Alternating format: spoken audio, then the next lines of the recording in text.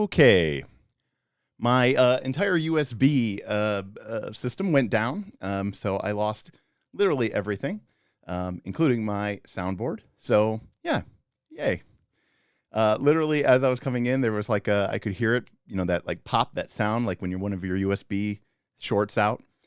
I think I'm overloading my USB because I have like 10 or 20 things plugged in there. Anyways, but here we are. Welcome to Night's Last Call, to our super secret Sunday system stream. Apologies for that. So tonight, we voted, the patrons voted, I should say, thanks to supporting a stream goal that we had last Thursday. And as a result, we are going to be covering Numenera. And as a result, or sort of a side tangent to that, the Cypher system. Now, we had a poll going, and 71% of you, 69% of you now, have never played Numenera or a Cypher system game. So let's, Brody says that serial bus, not so universal. Yeah, I mean, again, I don't know if it was necessarily that I was overriding it, but I literally, like, as soon as I changed it, like, I could hear the whole thing pop. So I had to go back and reset it. Anyways, and change the bus. But anyways, so first looks. So let's talk a little bit about history with this system and why this is a first look, sort of. So this is Numenera, which was, and you'll notice it doesn't say anything about the Cypher system on it because I don't think it was called the Cypher system when this book came out.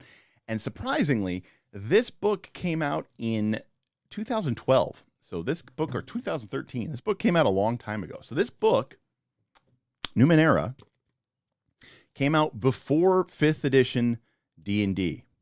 Who knows? Maybe there was a world where this took off and became the huge runaway success that D&D 5th edition was. But this game has been around for over a decade. And the reason why I say it's a pseudo first look is because if you do have this copy of the book and you look in Appendix C, you will see that my name is in the back of the book as a Kickstarter. This is one of the very first Kickstarters I can ever remember doing. And of course, it wouldn't be a Derek stream without, of course, a signed copy. So,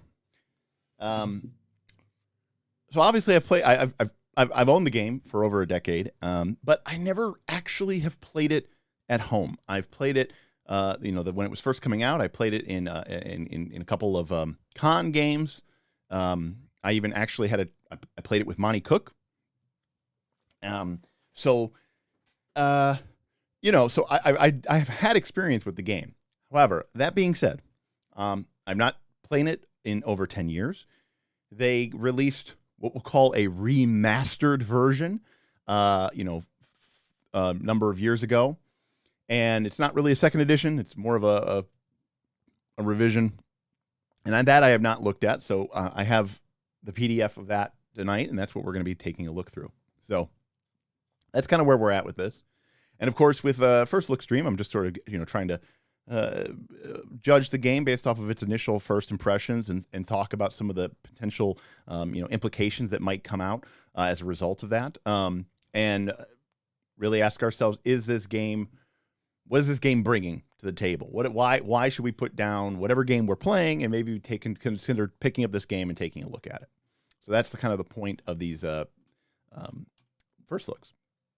And again, I want to thank the patrons for their support. I want to thank everyone who's here in stream because it's because of your support and tips and tip goals that we're here this evening. So thank you again for everybody who's done that. We're only like 30 subs away from 12,000 subs.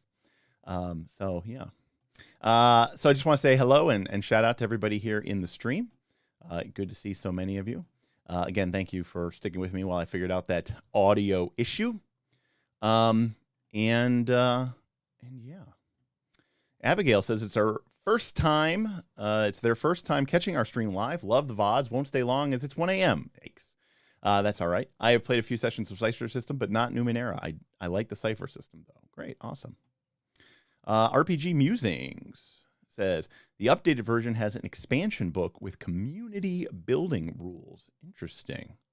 It's an interesting addition. Okay, cool. Yeah. So one of the things that I want to do here is, well, let me put on a little bit of a gripe hat. Is you know, the original. You know, what can you do better than releasing, you know, a core book to your game and selling it? Is re-release it, but not apparently to enough to the point where it's a second edition, and then re-release it with 2 books instead of 1 book, and then give them names that make them very uncertain as to what these books actually are. So much so to the point that when I went and bought this PDF, I had to like literally Google search to figure out which one was the right one to buy. So while you can get this book for like $10, I think, on DriveThruRPG, there are 2, I'll call them remastered versions of the book. One is called Numenera Discovery, and the other is called Numenera Destiny. And Discovery seems to be more of like the core book, and Destiny seems to be like more of like the GMG / additional stuff. So, you know, we'll I'm not going to say that that's like worth dinging them on, but it is a little bit kind of confusing from a marketing perspective. You know, it's almost like, hey, here's a core rulebook. It's called Pathfinder Core Rulebook. And you're like, oh, this is awesome. And then you don't release a new edition of the game. You just remaster it. And then you release it as 2 books. And one is called Player Core 1 and the other is called Player Core 2. And you're like, so wait, do these just contain the same rules but different classes? Do I need one or do I need to buy both? You know, so yeah. Any case, I guess that's just the way that you increase book sales, is you just put it into more books. Coffee says, yeah, I'm glad Paizo would never do something like that. Right, exactly. Who would do something like that? That'd be crazy. Exactly. I don't care. I mean, those are cool names. But, you know, as we go over here to the PDF browser, which I'm going to bring it up here. You know, you can see that this doesn't jump off the page to me as being like the player core rulebook, right? And so, you know, in fact, if I didn't know any better, I would, if this was on the shelf, okay, a lot of FLGSs, right, are going to keep this on the shelf. You might go in and think, oh, okay, I need to pick up this version of the game. This is clearly the core rule book. And then I guess there's 2, you know, expansions, splat books, who knows what they're doing. You know, this Numenera Discovery, this Numenera Destiny. And so I could very easily see this being very, very, very confusing to the customer. So, you know, again, we're relatively smart people, but it was just kind of needlessly confusing to me. In fact, to the point where I saw these at a booth last year at Gen Con, and I didn't pick them up because I was like, you know, I was like, I don't have time. But I was like, I don't know which one to get. You know, I don't know which one is the right, quote unquote, right book to get. I guess I could have gotten both of them, but I didn't feel like getting both of them. I wanted to get one of them, and I didn't want to get the wrong one. So, you know, again, not really a critique per se. It's just kind of like, it's one of those just weird things that just bothers me. Gonza says, Discovery and Destiny are core Numenera. Discovery is the same as Numenera First Edition with some changes for the better, according to Gonza. Destiny has 3 new types and a bunch of foci plus new rules. Okay, so Discovery is kind of our core thing here. And right, if you're going to go with the cute, unintuitive name, at least have the subtitle Player's Guide. Exactly. I don't care that it's called Numenera Discovery. It should just be called, you know, at the bottom, it should say, you know, Numenera Core Rulebook or Numenera Player Guide or Numenera Rulebook Volume 1. Something. That's all. Just need to put that on there. It's kind of confusing. So, I mean, look, I'm all for aesthetic choices. I think this is, I love the art style. It's very, as we get into this game, we'll see that this is very appropriate. I think the art is great. And I love the font and I love the titling. But, you know, yeah, like there's a fine line. Like, for example, I know a lot of people love the Morkbjorg games, the Pirate Board games, whatever board. I do not. And the reason I do not is because it is not a rule book. It is a artistic expression or vision of somebody. That's fine. That's cool. But that's not what I want out of an RPG. I'm not saying that I want literally a dry technical manual, but I'm also not saying that I wouldn't want a dry technical manual. And RPG Musing says, even the hardcore Numenera fans thought it was a weird thing to do. Why confuse fans? It would have been easy to put out core rules and additional rules on the cover. I agree. And so again, and that's for established core fans, right? So anyways, I'm not going to beat him up too much. And the reason why I'm not going to beat him up too much is because, truth be told, I mostly have a love affair with Monte Cook and Monte Cook's work in the RPG. I should say Monte Cook's work in the RPG space. I absolutely adore what he did with 3rd edition. And after he left Wizards of the Coast to start his own company making 3rd edition products, which was called Malhavik Press. And I'll tell you, behind me on these bookshelves, there's a lot of Malhavik Press books, both, some of his early supplements and early works, as Brody mentions, like Tolos, City by the Spire, Bane Warrens, just some really fantastic Book of Arcane, what is it called? I think it's called Book of Arcane Might or something like that. Just a lot of Rayleigh Gate supplements. Then Monte Cook released a sort of variant. Maybe, I don't want to say it's like a precursor to Numenera, because it's not at all. But he released a variant 3rd edition playbook, player's handbook, with a whole kind of separate set of classes, separate set of races, and it was called Arcana Unearthed, not Unearthed Arcana. It's called Arcana Unearthed. He would later revise it, kind of not really a 2nd edition, but kind of like Numenera. He would revise it and rename it Arcana Evolved. And it was this really interesting 3rd edition, alternate 3rd edition rules. It used all the 3rd edition D&D rules, but it had its own set of classes, its own set of races. And, there was a lot of variant 3rd edition books that came out over the course of 3rd edition. But this is one of the few that we actually played. We did play an Arcana Unearthed campaign, and we really enjoyed it. And it was really cool and awesome. And it's telling, because if you know me and you know this channel, Arcana Unearthed, there are no dwarves. There are no elves, okay? It's got a bunch of kind of weird races, but I loved it. I dig it. I dug it. I dug it then. I dug it now. And it's because he did a really good job of integrating it. So Monte Cook is not only a really good rules designer, and he thinks about the game, and I also think he has a good mind for the business of the game, but he is also, I think, a really good storyteller, and I think he's a really good world creator. So he's got a lot going on him. Now, that being said, let me kind of sidetrack. Let me tangent on this a little bit more. Number one, Monte Cook also tends to work with Bruce Cordell and Sean K. Reynolds, who are also 2 of my favorite people in the business. And you can see right here at the bottom of this book, it says by Monte Cook, Bruce R. Cordell, and Sean K. Reynolds, who have just produced some of my absolute favorite supplements, books, games, adventures, what have you, over the course of my entire RPG history. So I just love that trio. That trio to me is like the golden trio. Furthermore, let me just say that some of you may not know this, but Monte Cook was involved with the D&D Next playtest, and he was originally a part of the design team. He came on kind of not at the early, because he had left Wizards of the Coast, but they brought him on as an independent consultant. He did some stuff, and then he left. They kind of got rid of him, and they went in a totally different direction. I had the opportunity to play D&D during its playtesting phase at Winter Fantasy, and this is when D&D had this very interesting approach of being very modular, and it was going to be like, I'm not going to get into the details of it, but it was awesome. And this was like Monte Cook's baby, and I got to play D&D in its very 5th edition, and it's very, very, very, this is when it was still called D&D Next, and Monte Cook was my GM. So it's awesome. So I've actually had to get an opportunity to play with him a couple of times over the course of my life, and it's really, really cool. So I'm a fan of his, and I like his work. So, I'm not saying that there's going to be a bias here, but I do tend to really dig what he puts out. All right. So let's see here. Even Monte Cook's World of Darkness. I do not know Monte Cook's World of Darkness, Jay. I'm not a huge vampire World of Darkness fan, so I don't really actually know. So let's see here.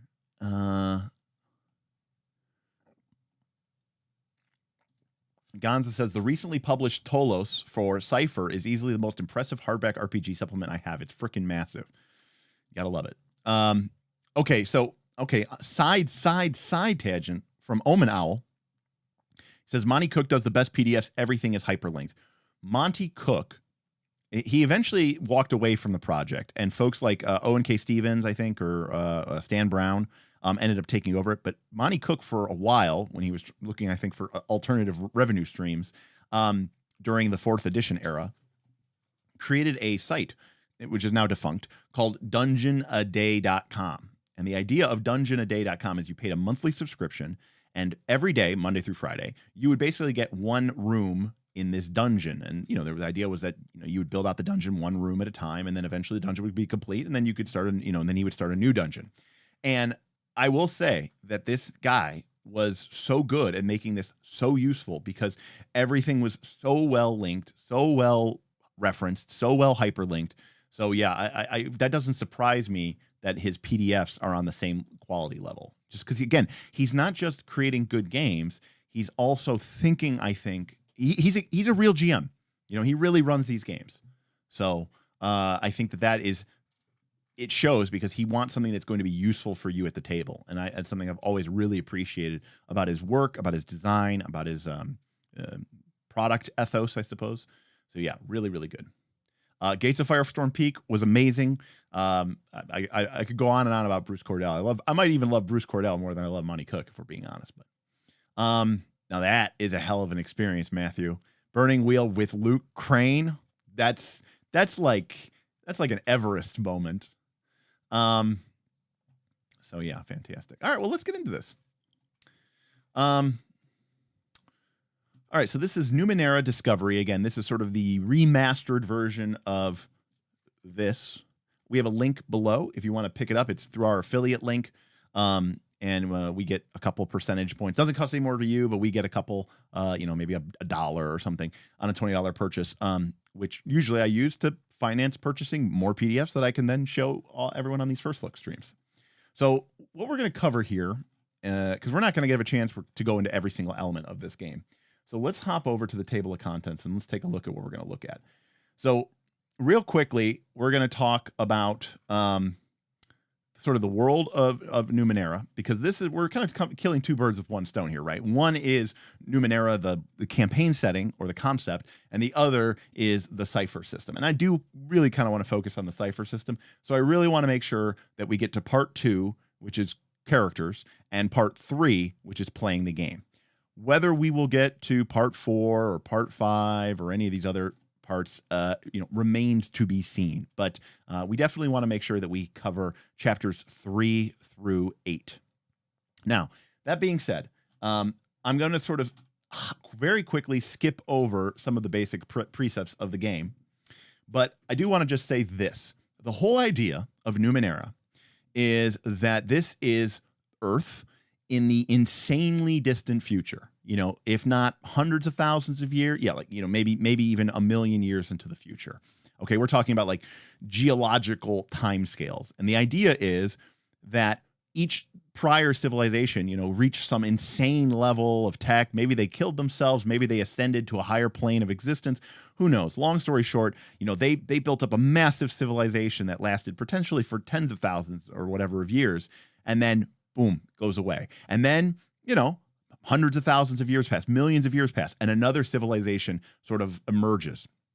I'm seeing in chat, people are saying it's 1 billion years into the future. Okay. So it's this really, really, it's a juxtaposition, because in some ways it is so far into the future that it's not futuristic, but the world is built on this, past. And, the same way that there are today, this is the only time scales that we can deal with, but there are some, villages and stuff in Italy today which still get their water from Roman aqueducts, which are still working 2,000 years later. Now, obviously, we're not building them anymore, but the idea is that past time intercedes into the present. And this tech from these, civilizations that have come and gone over the last 1 billion years is so advanced, it's kind of almost like magic. And Numenera is a term that basically means all the weird techno shit that no one really understands or can do anymore that is present in the very, the very dirt and earth and air and sky of this world. Because again, so many civilizations have come and gone. And so while no one in this world can necessarily create anything on that scale, they have learned how to adapt to it. They have learned how to use it. They have learned how to maybe manipulate it, or, in its original purpose, who the hell knows what it is, but they've kind of figured out a way to do it. So it's this weird kind of mix of like, it's post-apocalyptic, but also not really, because it's, been so long that like, the apocalypse has happened and come again, and then the civilization rebuilt, and then it came again. You know what I mean? Like, it's post-apocalyptic, but not really. And it's fantasy, because this is a fairly primitive world-ish, but yet also kind of sci-fi. So because you have this tech, but the tech is so advanced, and the tech is so over the top that it basically treats it like magic. So it's a very, now here's the thing.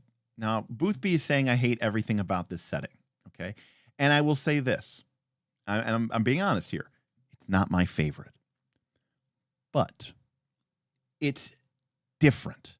And that is what I respect about it. It is different. And I really, really, really like that.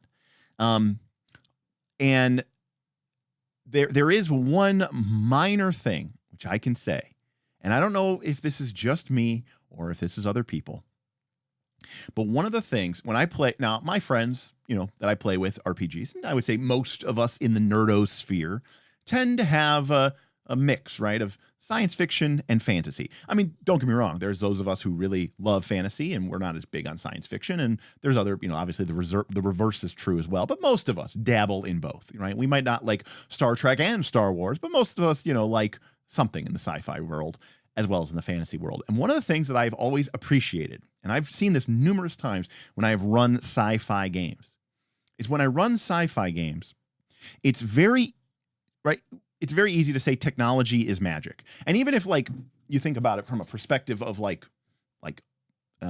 not from the world, but just from a game design perspective, right?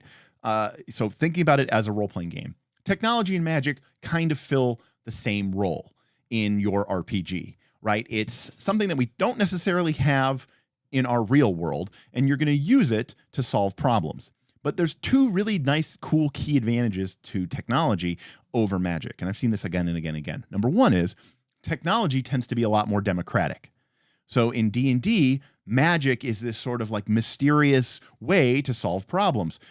But that is kind of the purview of like the spellcaster. And that leaves the fighter kind of high and dry. Whereas in technology settings, sure, your character, you might have a character who is specifically a person who works on tech, but everybody can use technology. And even if you can't build it, you can use it. So whereas in like D&D, if it's a wand, well, then only the wizard can use the wand. So I love the idea of technology being more democratic. The second thing is, and this is really a minor thing, I have found that people tend to be much better at technobabble bullshit than they are at trying to describe how they are going to jury rig something with magic. I know this seems really, really silly, but like in my games, when people have access to technology, there's usually something where they can say, they're like, all right, well, what if I hack into it and I reverse the polarity and, and that causes the energy wave to dissipate. And everyone's like, that sounds legit. We're going to go with that. Whereas when you play with magic, it doesn't have any basis in reality. And so it's really weird and difficult to sort of juxtapose on that. So there are some advantages, I think, from technology. Now, that being said, Boothby, you said, I never liked magic and tech mixing. It's my biggest issue with Starfinder. I don't think that is what this setting is. Because in this setting, technology is magic, if that makes any sort of sense. I mean, another way to think of it is like, what you might call a magic spell, it works basically like a magic spell, but it's not because you're manipulating, I don't know, the weird warp fabric of, right? We don't even explain how magic works most of the time in fantasy campaigns. But in this game, it's because you're tapped into the invisible cloud of nanites that surround the entire world. So it's not that magic plus tech, it's just magic. It's just that the source of power, if you will, of the magic is really actually technology. So I thought that it's a very interesting thing. It's a very interesting world. It's got a lot of wonky stuff going on to it. So again, we're not going to go through all of the other, by the way, if I read the damn book, there we would say there, 1 billion years in the making. So Numenera is the term given to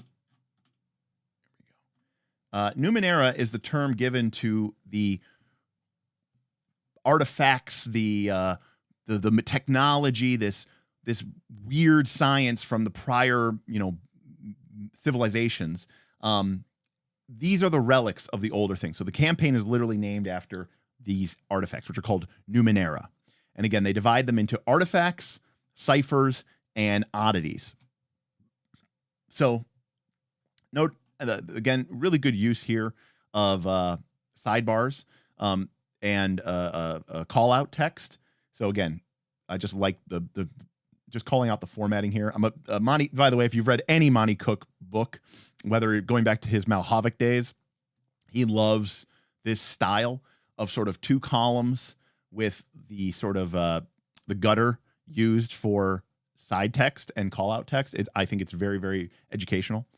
So Numenera items such as artifacts and ciphers add capabilities to a player character's repertoire, but they are the purview of the game master. Very rarely does a player choose these items. They are discovered while exploring ancient ruins and overcoming challenges in the Ninth World. Basically, this is your magical items.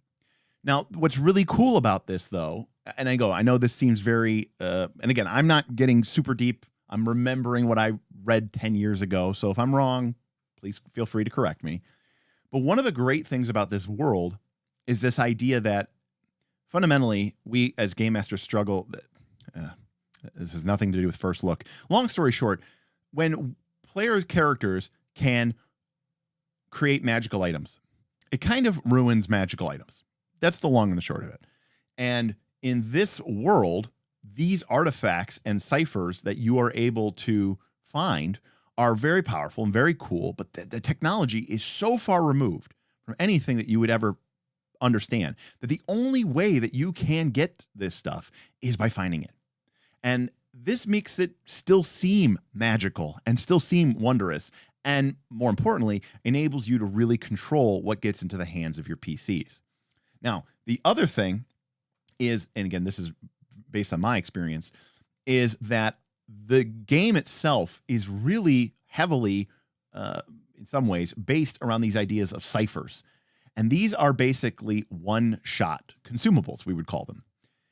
In most games nowadays, D20, I would argue 5th edition, Pathfinder 2nd edition, really since like 3rd edition, consumables have been sort of the redheaded stepchild, right? Nobody wants to use consumables because it's a waste of your money.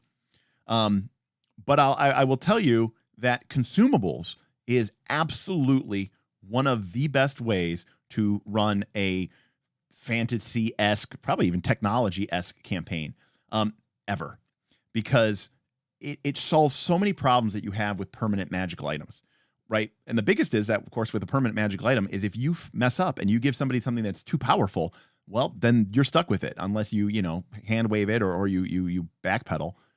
But what's really fun about one-shots or consumable items is it gives you an opportunity for the player to have this one unique solution that they can use, but they can only use it once. And that makes it really, really, really fun and really, really special. Because if you give somebody, in D&D terms, if you give somebody the ability to cast, Wall of Stone, and they can cast it every day, sometimes multiple times per day, you start scratching your head like, okay, so shouldn't like every city just have like meter thick stone walls? Like, I mean, if they have even a couple of wizards, couldn't they just take a month or two and just build? And like every solution could just be, well, I build a stone wall. Well, I build a stone wall. Well, I build a stone wall. But if that wall of stone is this one use ability on some ancient scroll that calls upon an ancient pact to summon these elementals to do your bidding, then that solution is still very powerful, but it doesn't become as commoditized, right? And that's the key, is that a lot of magical items end up, making it feel like the magical items are coming from Walmart instead of being these amazing, magical, spectacular things. So again, artifacts are, Numenera are sort of the bread and butter of these games, and artifacts are your, used more than once, and ciphers can be used just once. And then oddities are basically their way of saying these don't really have any influence on your character's game stats. They're just kind of weird, right? So it's the fluffy bullshit time artifacts. So again, the ninth world is a science fantasy setting set approximately 1 billion years in the future. The people of this world dwell amid the flotsam of impossible ultra tech of 8 prior civilizations and call it magic. Unimaginably huge machines lie beneath the earth, and satellites orbit high above, transmitting a web of data and free energy. Nanotech, gravitic technology, genetic engineering, spatial warping, and superdense polymers allow the inhabitants of the previous worlds to reshape the planet. Mass and energy were theirs to command. However, in many ways, the ninth world is a medieval fantasy setting without the, sort of historical accuracy. When people who haven't done a lot of homework on the Dark Ages run a traditional fantasy game, they often insert modern sensibilities, such as democracy and hygiene or matches. But in the ninth world, these things and more make sense.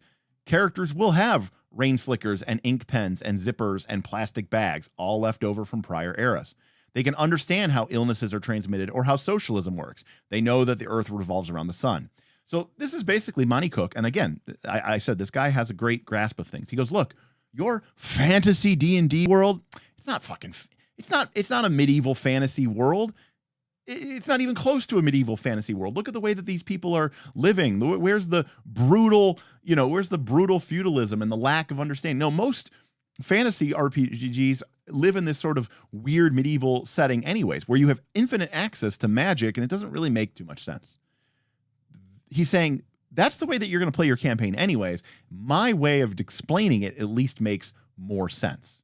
And again, the idea here is that the people who live in this world, to them, we would call, it's like, oh, I've got a sword and it's made of a really strong, material. And we go, oh, it's mithril.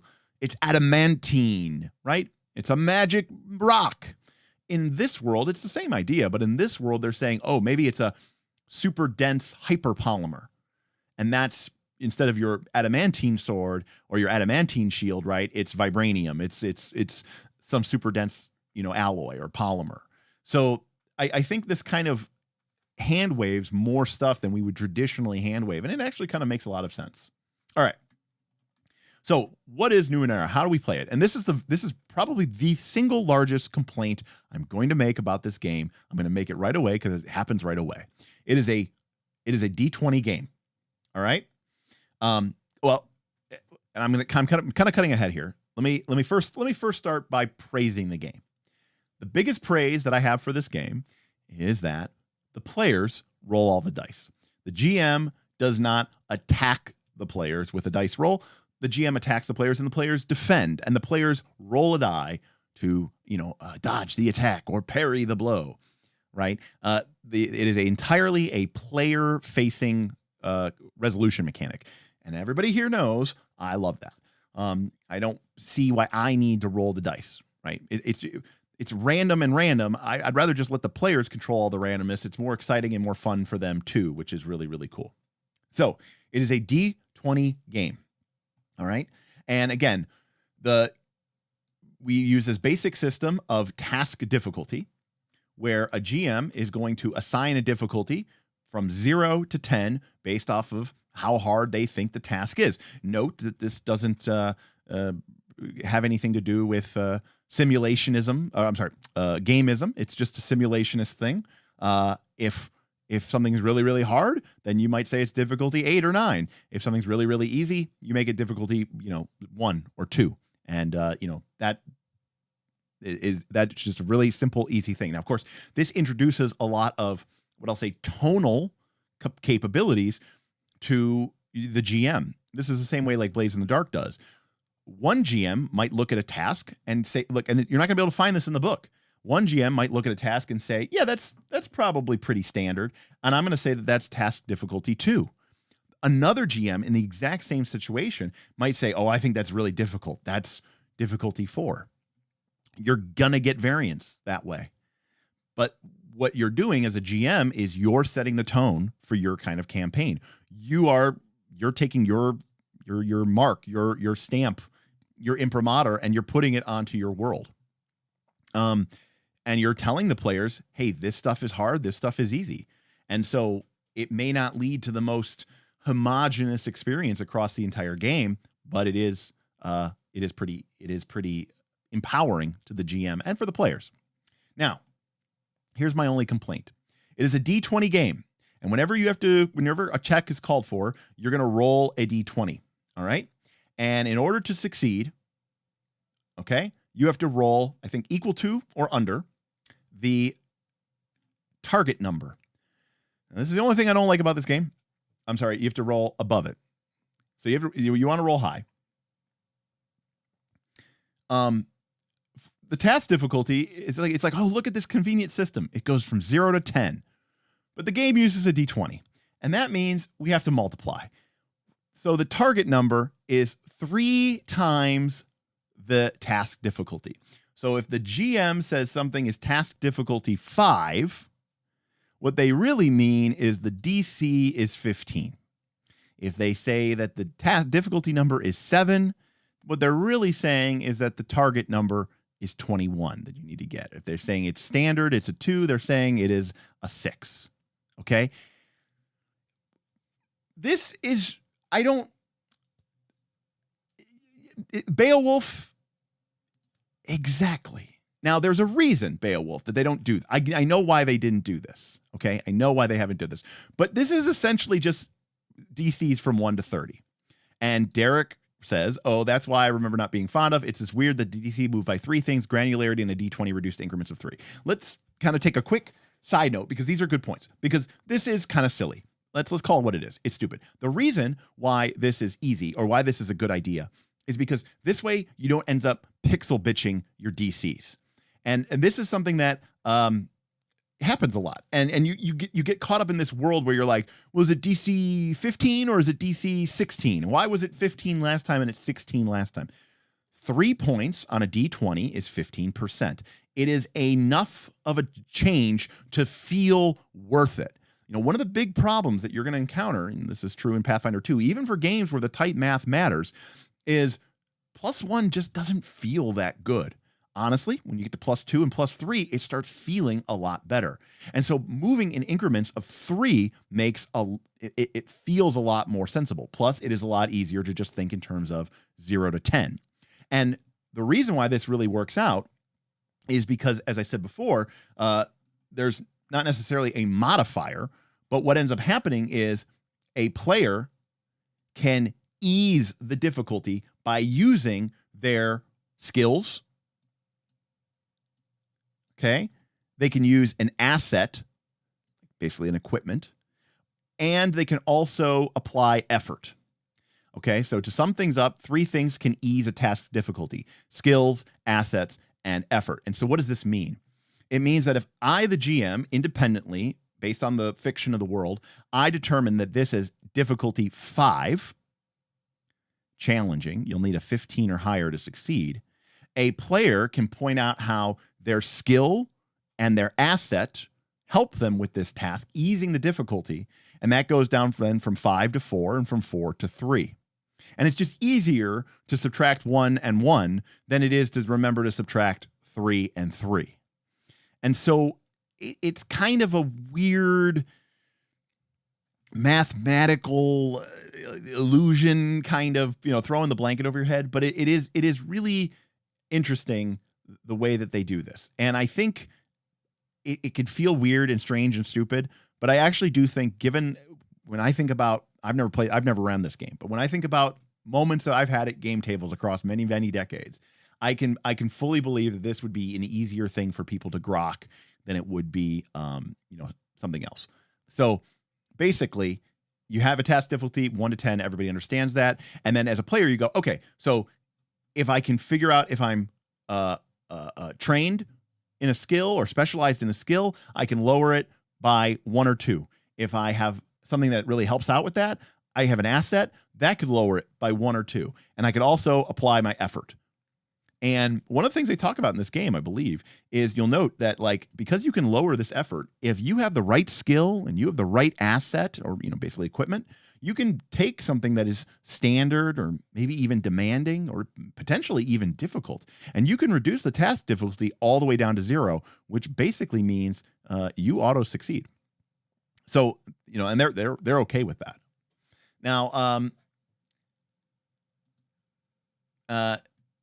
I do not want to reference a times table to do checks. Just ask me how to add 3 to the dice. Yes, that would work the same. You are absolutely correct. Is it not worth the squeeze? I don't know if it is or not. I haven't played the game, so I do not want to shit on this. The reason I stopped here is because I said this has always struck me as being very a little wonky. And I'd have to really get some reps with this at the table to get a feel for, does this feel good? Because this on paper, it feels clunky, right? It does. But I don't know that sometimes what seems clunky in the book works out really well at the table. And oftentimes what seems elegant in the book ends up being really clunky at the table. So I don't necessarily want to shit on it without playing it, but yeah. That's another good point, though, RPG musings, right? By having this level from 1 to 10, it's very easy to sort of associate with a difficulty level, and you just say, demanding 9, difficulty 12. And you're like, okay, well, what about 10 and 11? Well, yeah, but by just going 0, 1, 2, 3, 4, 5, 6, 7, 8, 9, 10, it's very, very easy. So you can kind of easily connect to it. So anyways, Luke says, I played this at Gen Con once, as did I. Have never bounced so hard off of a game because of the core mechanic. Sidon says it's wonky, but you do get used to it very quickly. I imagine people will get very used to it very quickly. The question is, what is this doing? What is this bringing to this? What is this? How is this helping us with the book? Why do it this way? And I think the reason for doing it this way is because it's easier to think in terms of 1, 2, 3, 4, 5, 6, 7, 8, 9, 10, and to basically do everything in increments of 3. But rather than having to subtract 3, it's easier to subtract 1 or 2 or 3 and then add and then multiply, I should say, to get to difficulty level. And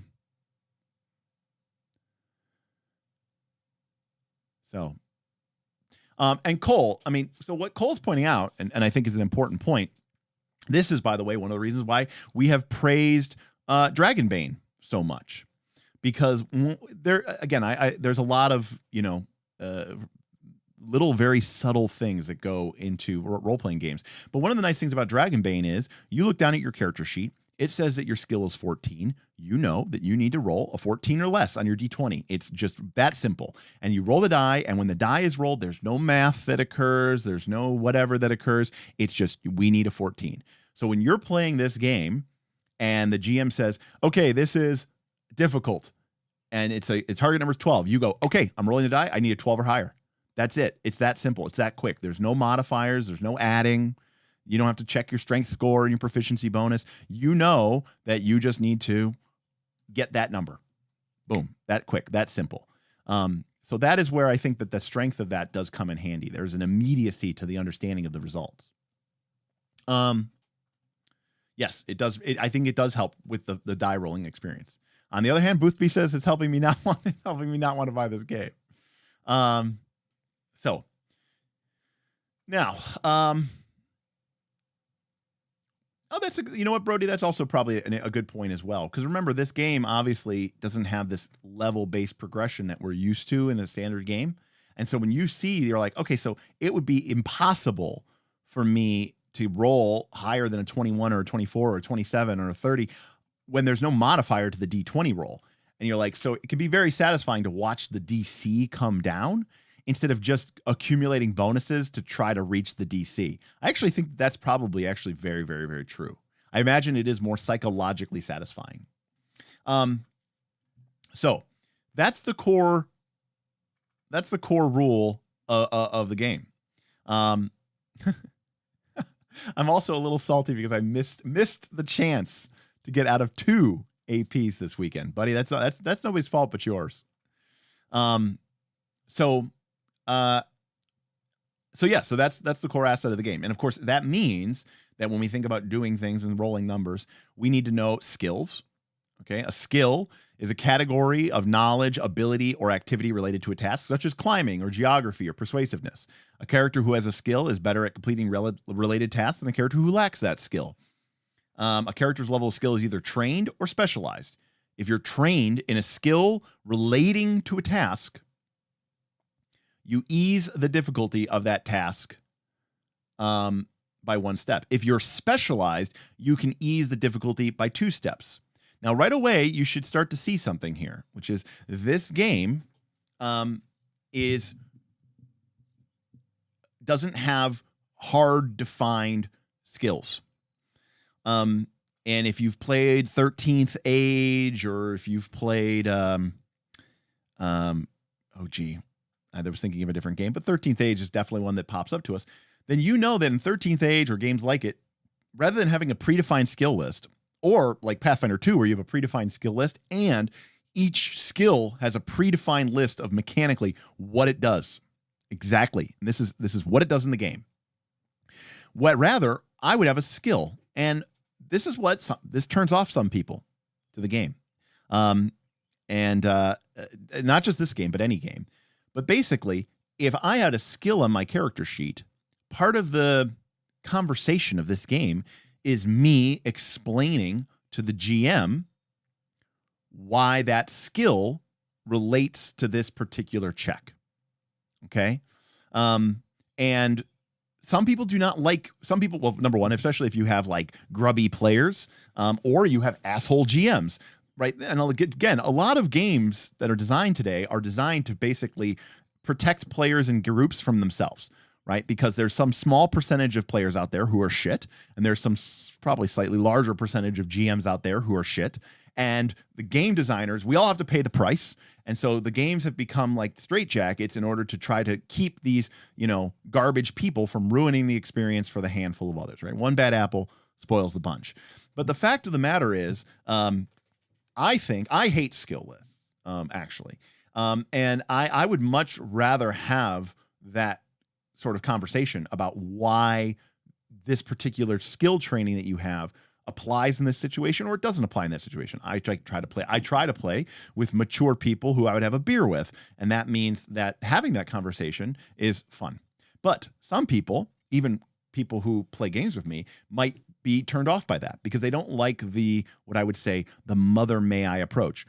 Go watch prior versions of this stream where we talk about whether your game is a collaboration or a competition, right? Some people see role-playing games as a competition. And I know that might sound weird, but they like the idea that the GM is there to set out challenges and the player's goal or responsibility is to use the resources of the game world, of the game system to overcome those challenges, right? And that the GM's bias should be removed as much as possible from the game. And essentially, it's almost like this idea of the GM sets it up and then it's hands off. And can you beat my maze and mastermind? And that's very old school. There's definitely an old school sensibility to that. And a lot of people really, really, really like that.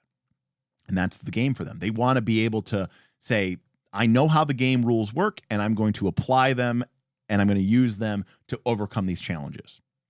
So anyways, so that's how our skills work. Similarly, if we have a piece of equipment, by the way, it's what's cool is it's called asset. So it could be help from an ally. It could be a particular piece of equipment. It could be some sort of other advantage. It's an asset.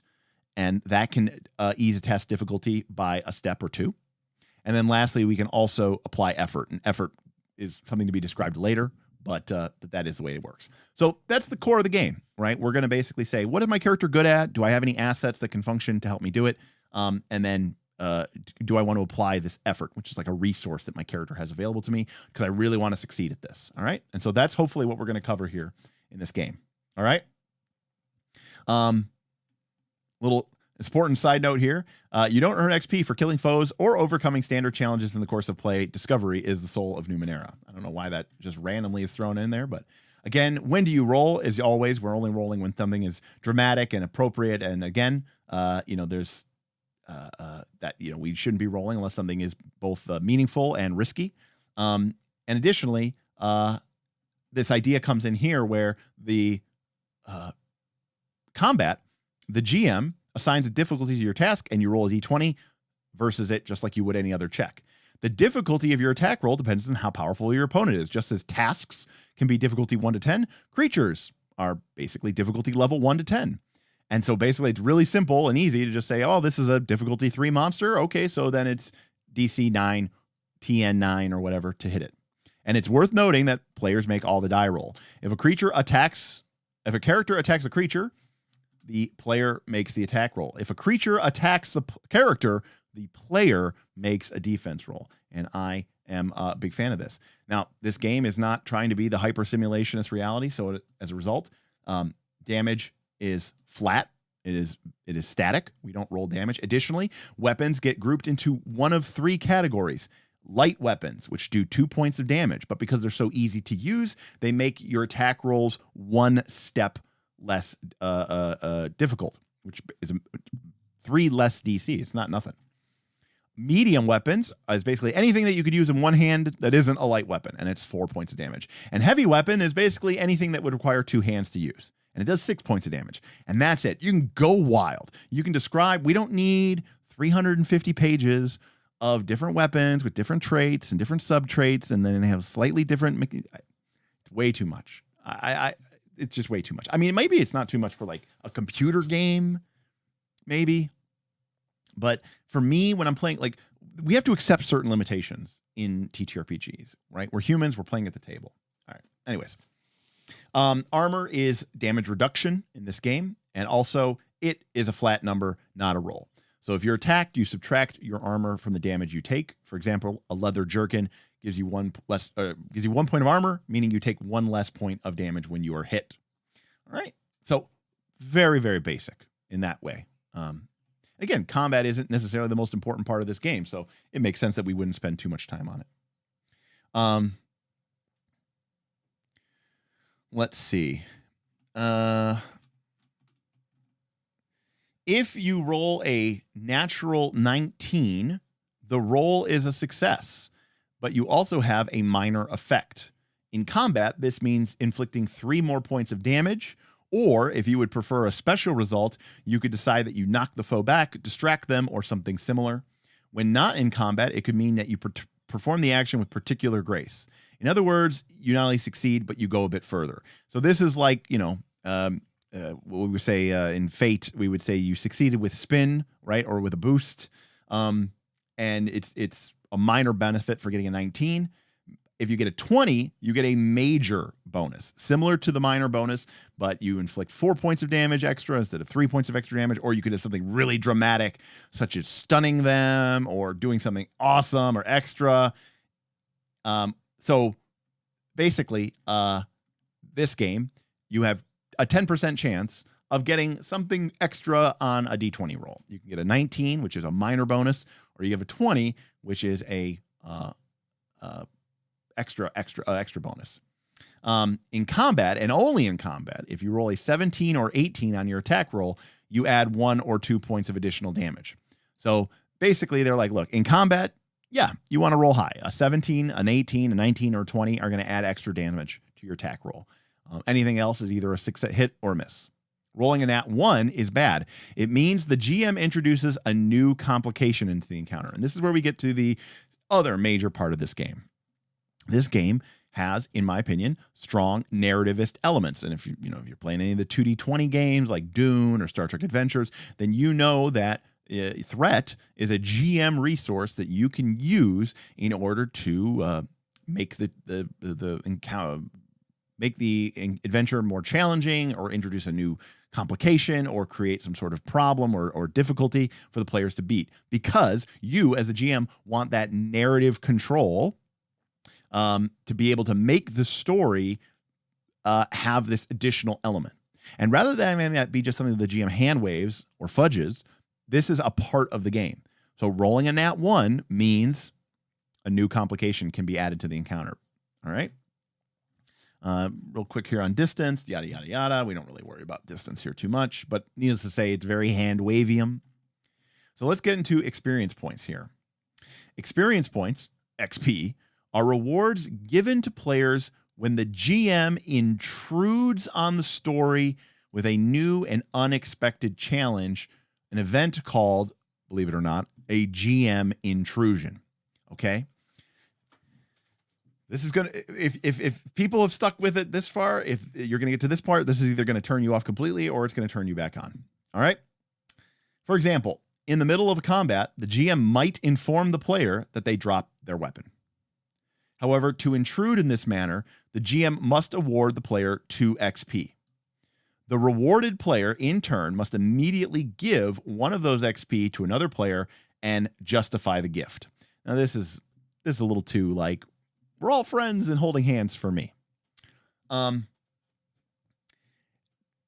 Alternatively, the player can refuse the GM intrusion. If they do so, they do not get the 2 XP for the GM, and they must spend 1 XP that they already have. Now, anyone who played old school Fate knows about GM compels and players having to buy off the compels. This is absolutely Fate 101. And basically the GM is basically saying, hey, I'm going to give you a fate point, okay, and I'm going to create an additional problem for your character. I'm going to use one of your aspects against you, and this is going to, it's going to feel narratively appropriate because it's on your character sheet that is a difficulty or a challenge for you, but I'm giving you this fate point, which is a resource that you can use to do other things in the game. And the player can say, sure, I'll take the bribe. It is essentially the GM saying, I want to fudge here. I read on Reddit and Twitter, X, whatever, all the time, these crazy polls where people basically say things like, I really wanted the dragon to be able to like take somebody out before he got hit. So even though he was dead, I let him keep fighting until he took a player out. And then the next time someone hit him, he died. Or like my dragon was totally killing all the players, but the paladin got a crit. So I just decided that that's what killed the dragon because it felt really cool and dramatic and appropriate. So these GMs are doing this stuff anyways. They're just doing it through cheating. Okay, they're doing it through fudging. This is saying, look, if that's the kind of game that you want to play, okay, that's fine. Do it. Just treat your players like they're, adults and be honest with them. Like at my game, when I'm playing like a 5th edition game or Pathfinder 2 game, I roll my dice in front of the screen. I let Bob, you can see this in Rise of the Rune Lords Adventure Path. I'll be like, Bob, 120 hit points, write it down. That's how many hit points the boss monster has. Bob is tracking the hit points. So I couldn't lie if I want to. And you know what? If that's the game that we all signed up to play. I'm not here to do this narrative story. We're here to like throw dice and see what happens. And sometimes what happens is, the players miss a bunch and they die rather undramatically and horribly and in a very boring way. I am totally fine with that, but many people are not. And so that is why games like Fate exist, and that is why games like Numenera in the Cypher system have this idea of the GM can basically say, I think this would be a cool thing for this to happen in this moment. I'm basically going to cheat, and I'm going to make it happen, but I'm going to bribe you by giving you some experience points. And if you don't want that, if that's really, really against it, then you can use some of the currency, the money, the XP that you already had gained prior to this, and you can say no thanks, and I'm gonna basically deny you. By the way, the GM can also give players XP between sessions. This is like your after session campaign as a reward for recovering interesting artifacts or making discoveries during an adventure.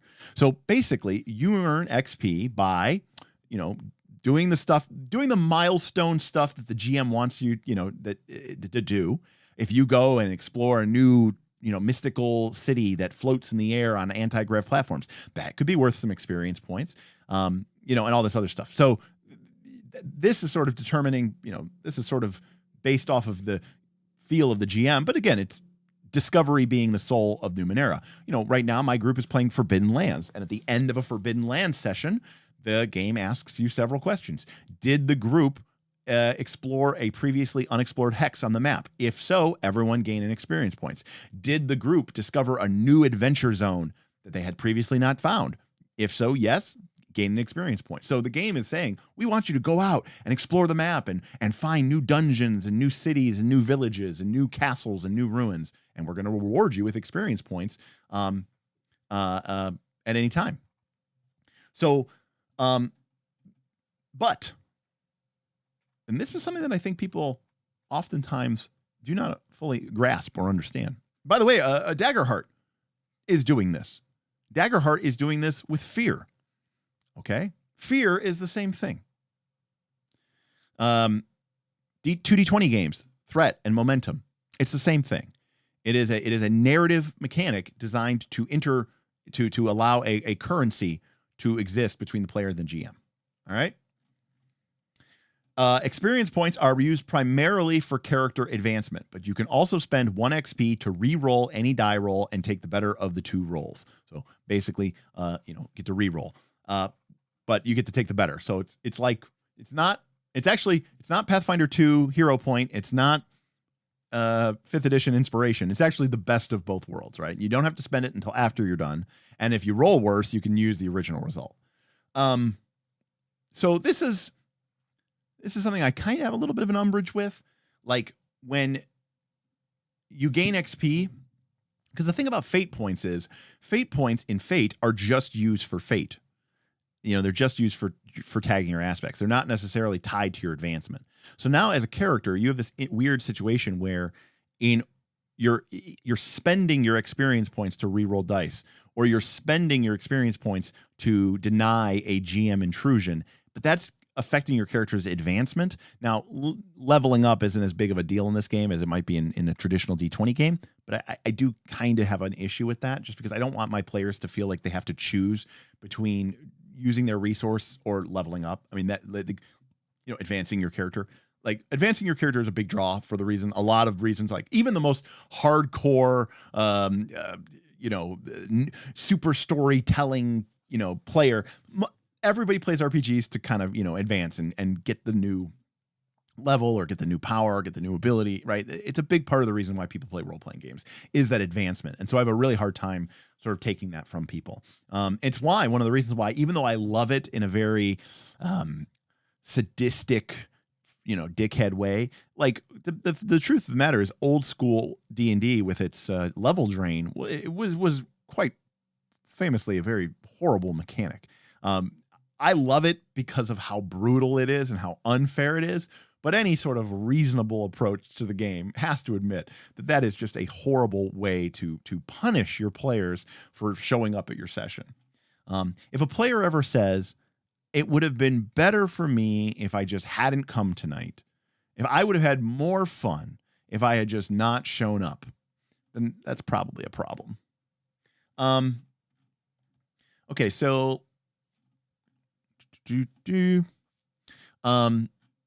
now I will say there's a couple of things. I don't know how much we're already. Well, you know what? We're almost done here. All right. So we talked about ciphers. Ciphers are your basically one-shot consumable, and again, I think that is a really, really good idea. And of course, here's some game mechanics, but with some pseudo simulationist bullshit. You cannot bear many ciphers at a time because a large number of these emit weird radiations or dangerous chemicals, and they don't mix together, and gathering them together in one place is extraordinarily unhealthy. Basically, they're like, look, we don't want you to walk around with 100 scrolls in your pouch, which is something that a lot of Pathfinder 2 characters do. When I had a Pathfinder 2 character, a fighter, by the way, who just, took archetype into sorcerer so that he could basically cast all the best spells in the game, along with champion. But I had literally hundreds of scrolls in my possession so that I could basically cast hundreds of spells. It was a problem, right? And so this is a kind of hand wave. Oh, it's the dangerous radiation and chemicals. You can't keep them all together. But this way you actually make it so that the game mechanic is more interesting because you can't just carry around infinite of these things. All right. And this is for all of you. I have 6 mega elixirs and my characters are about to wipe. I'm not going to use the mega elixir. I'm going to wipe, and then I'm going to reload my save, and then I'm going to play it again and not try to have to use a mega elixir. Characters will find new ciphers frequently in the course of play, so players should not hesitate to use their cipher abilities. Because ciphers are always different, the characters will always have new special powers to try. This is the game saying, do not hoard your consumables, you fucks. Because we all do. Not me though. I like to think that my group doesn't either. I mean, they're pretty big on like just I have resources. Let's spend them, and it's for the better. Let me just tell you that it's for the better. All right. In addition to the D20, sometimes we'll need a D6, and very rarely we'll need to roll a D100. Okay. D6 is often used for recovery rolls and to determine the effects of Numenera devices. So there we go. That's what our D6 is used for. Because remember, damage is static from our weapons. Armor is static from our weapons, or from our armor. Here's a little blurb for why you should buy the second book. All right. So, characters. Creating a character. So we're going to go through how we create a character in Numenera. We've got a character sheet right here. It's kind of very, very. The font is leaves something, or not the font, but the contrast leaves a little bit to be desired. I will say it's a very simplistic character creation process, but I think it is very elegant, and I think it is very, very, very cool. All right.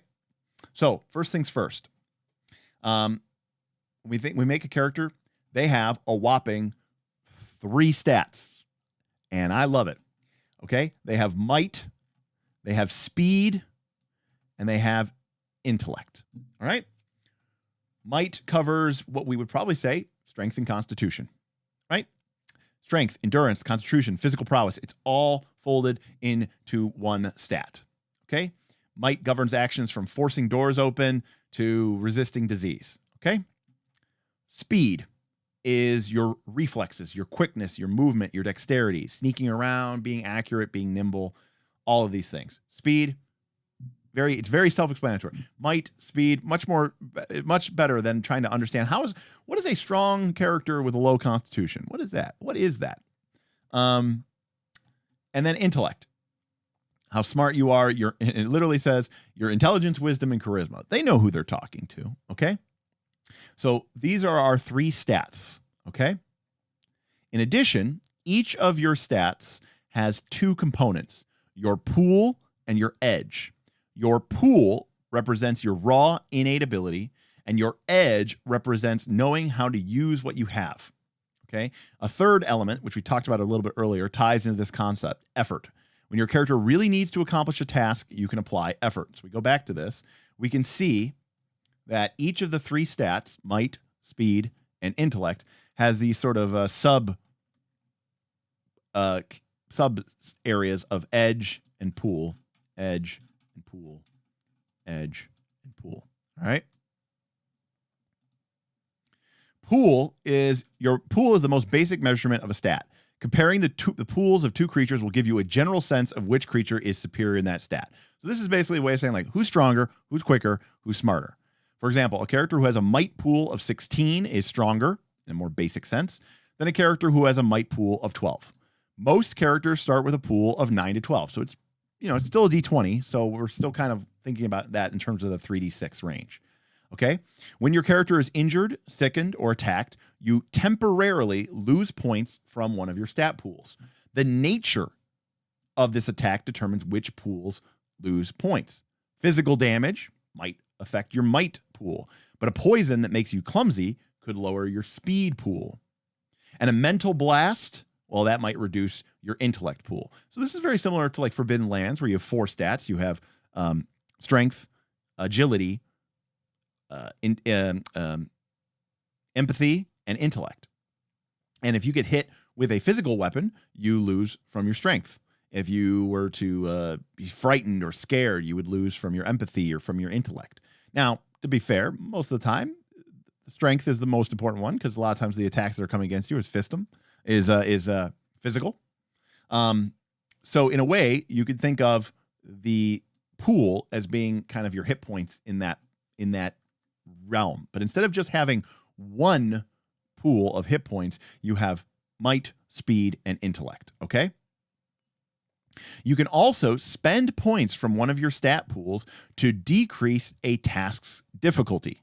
All right. So basically, if you're willing to tap in to your might or tap into your speed, then you can potentially make a skill check less difficult, right? That's what we talked about before, called effort. Okay. When you rest, you can regain some lost points from a stat pool, and some special abilities, or Numenera, those are our magical items, might allow you to recover lost points more quickly.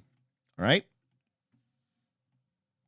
So pool means basically it's a resource. It's hit points to a certain extent, but it's also something that we can spend in order to make our actions easier. In that way, it's a lot more like stress from a Blades in the Dark or Scum and Villainy game, right? Where stress is a resource that you use to resist damage or resist consequences, but stress is also a resource that you spend in order to gain bonus dice or to increase effect, right?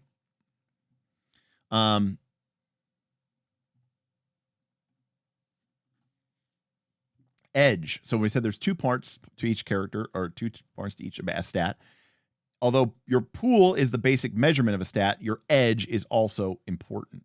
When something requires you to spend points from a stat pool, your edge for that stat reduces the cost. It also reduces the cost of applying effort to a roll. All right. So this is a way of sort of separating how much of a resource we have and like how good we are at using that resource. Okay. For example, let's say we have a mental blast ability, and activating it costs 1 point from your intellect pool. So you would subtract whatever your intellect edge is from the activation cost. And the result is how many points you must spend to use the mental blast. If your edge reduces the cost to 0, you can use that ability for free.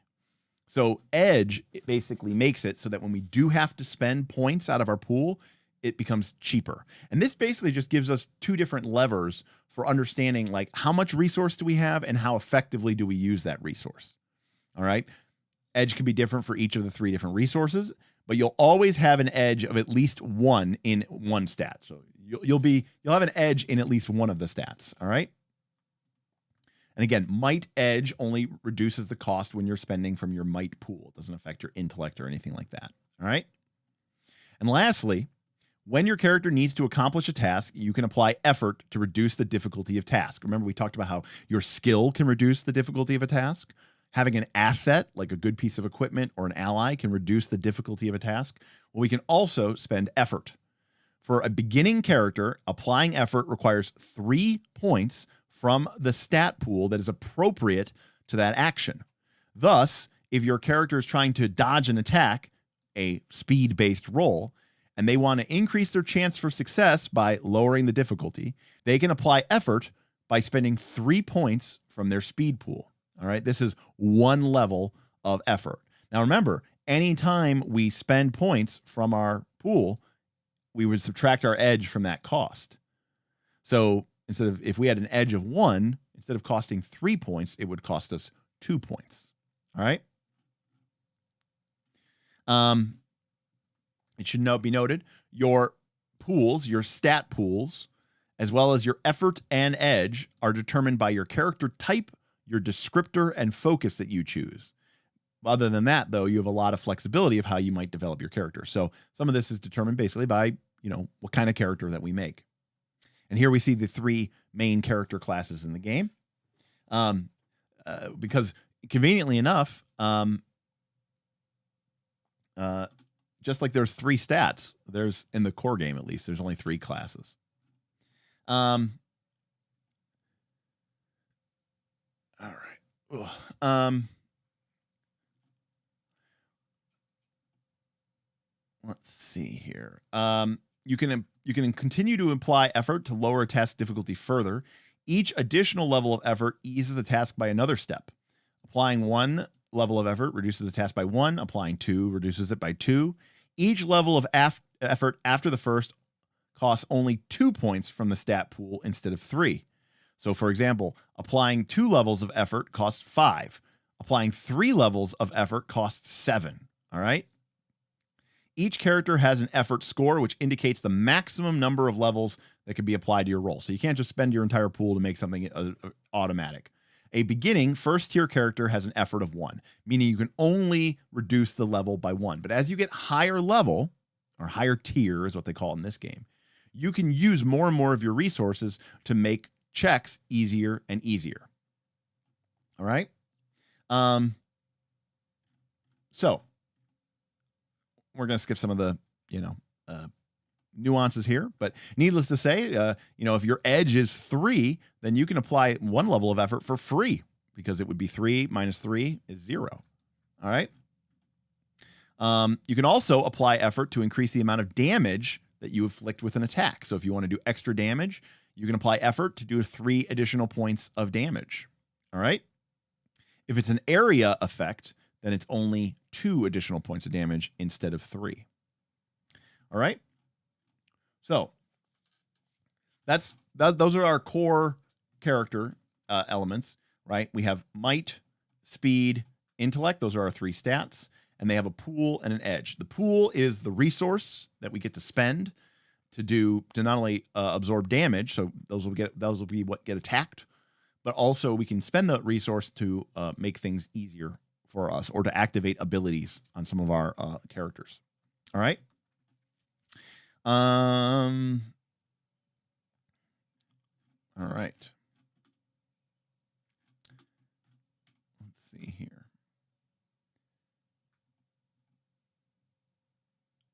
I guess it's right here. All right. So this is the other thing. When you make a character, the top of your character sheet, you have this blank is a blank who blanks. All right. So you would say, you know, my character, right, Aldernack, is a blank who blanks. So what you do is you have fill in an adjective here, fill in a noun here, and fill in a verb here. All right. So when you're making a character, you're going to pick 3 different kind of Mad Libs. You're going to pick an adjective, a noun, and a verb. Very convenient, right? Now, the noun happens to be your character's class. In this game, there are 3 classes. Okay. There is basically the kind of warrior class. There's the kind of spellcaster class. And then there's the kind of, you know, rogue, you know, extra stuff class. All right. So that is what goes here. But the adjective and the verb are going to be very different. So you're not just a fighter or what they call a glaive. You might be a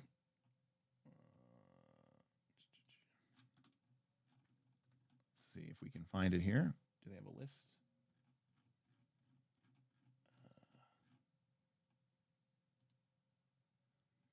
All right. You might be a charming glaive. You might be a intelligent glaive. You might be a clever glaive. You might be a graceful glaive. You might be a mystical or mechanical glaive. And remember, glaive is the name of the class.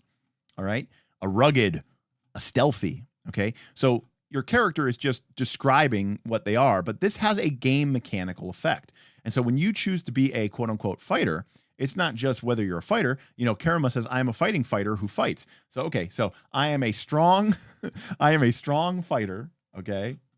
And then then you get the verb. All right.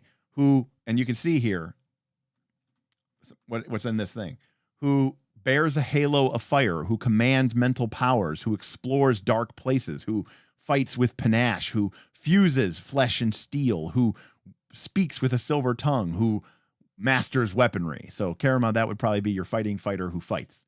I am a strong glaive who masters weaponry. All right. So these have mechanical effects.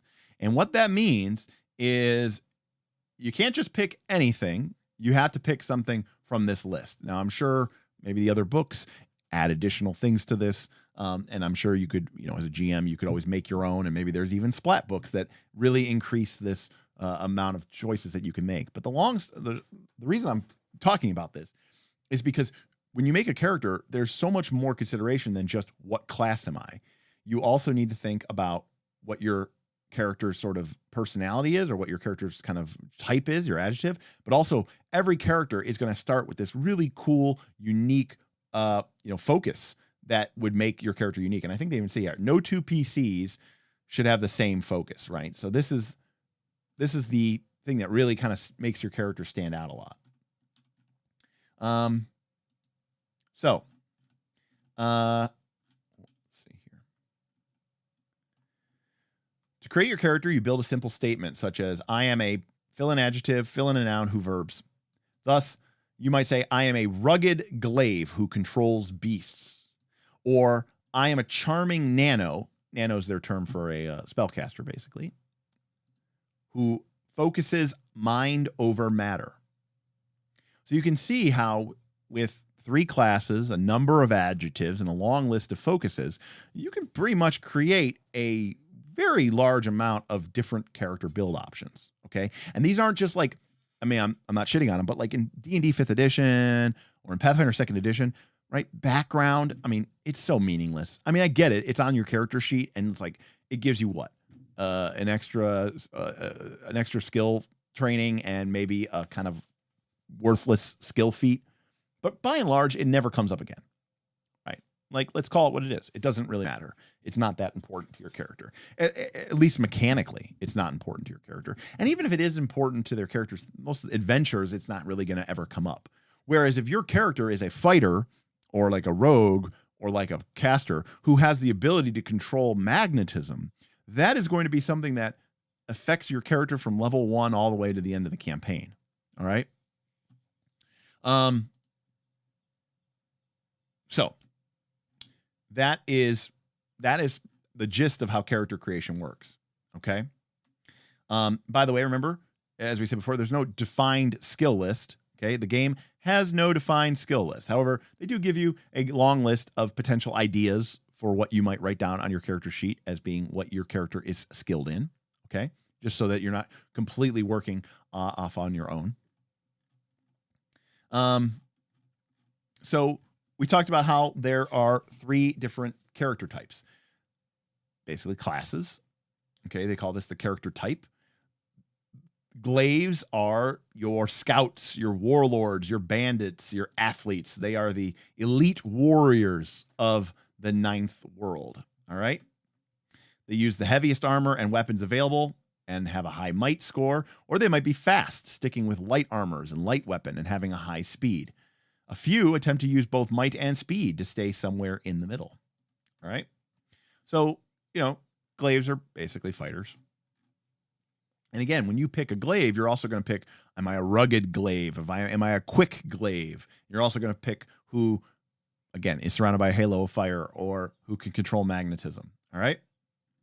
So getting into the, we're not going to get into all the character all the character stuff, but, your class determines what those pool values, basically your stats, what they start at, 11, 10, and 7. And then you have 6 additional points to divide amongst your stat pools as you wish.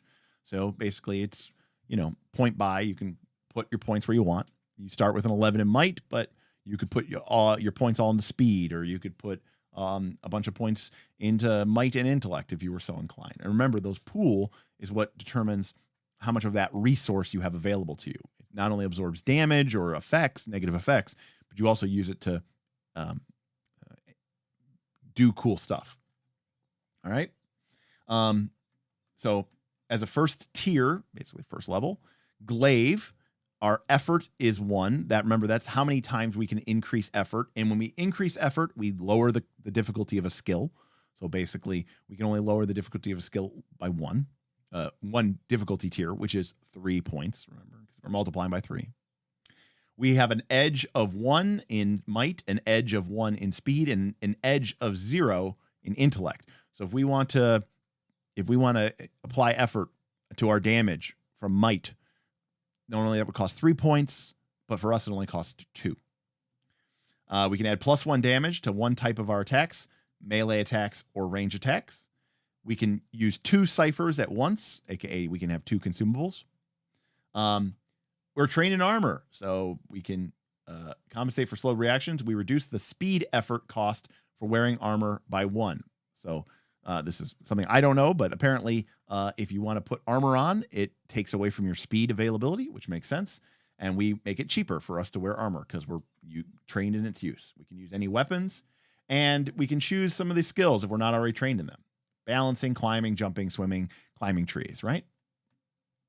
We pick some starting equipment, and we start with a couple of ciphers, and then we pick some fighting moves. All right. And fighting moves are basically like cool special feats or special powers from our class.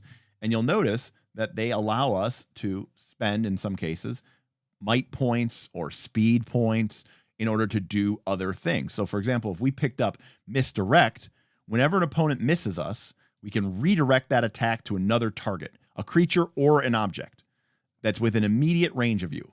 We make a new roll and against a new target, and we can apply effort for accuracy if we want. And if it hits, they take damage from our attacker's opponent's attack. Now, this takes 3 points out of our speed pool. Now, remember, as a glaive, we start with an edge of 1 in speed.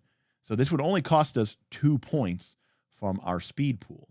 But you could imagine a world where, let's say, our speed edge came up to 3, then this would be free. NG asks, what is that enabler text at the end of tag? I do not know what it means. It means this ability modifies a roll or some other number and it isn't activated. Thank you, Kevin. Yeah, so let's compare that to impressive display. Because remember, misdirect is something that if somebody attacks us and then, right, if it misses us, we can redirect the attack onto another person. Impressive display, which costs 2 might points. And remember, we start with an edge in might of 1. So this is really only going to cost us 1 point. We perform a feat of strength, speed, or combat, impressing those nearby. For the next minute, you gain an asset in all interaction tasks with people who saw you use this ability.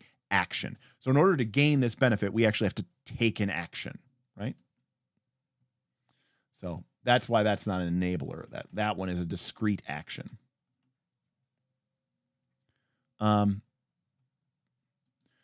Derek, if someone else other than Monte Cook and his mates made this game, how would you feel about it honestly? Well, this game to me feels like if D20 and Fate had a baby. I like Fate. I like D20. So yeah, I think this does it. This, I mean, this is obviously pretty gamey right here, all this stuff. But the GM intrusion stuff, the XP expenditure back and forth, the skill stuff is very, very Fate oriented. And so I feel, and I like Fate. I like D20. Now, because I think it's important to note, this is something that people I think misinterpret all the time. Powered by the Apocalypse, okay, doesn't have,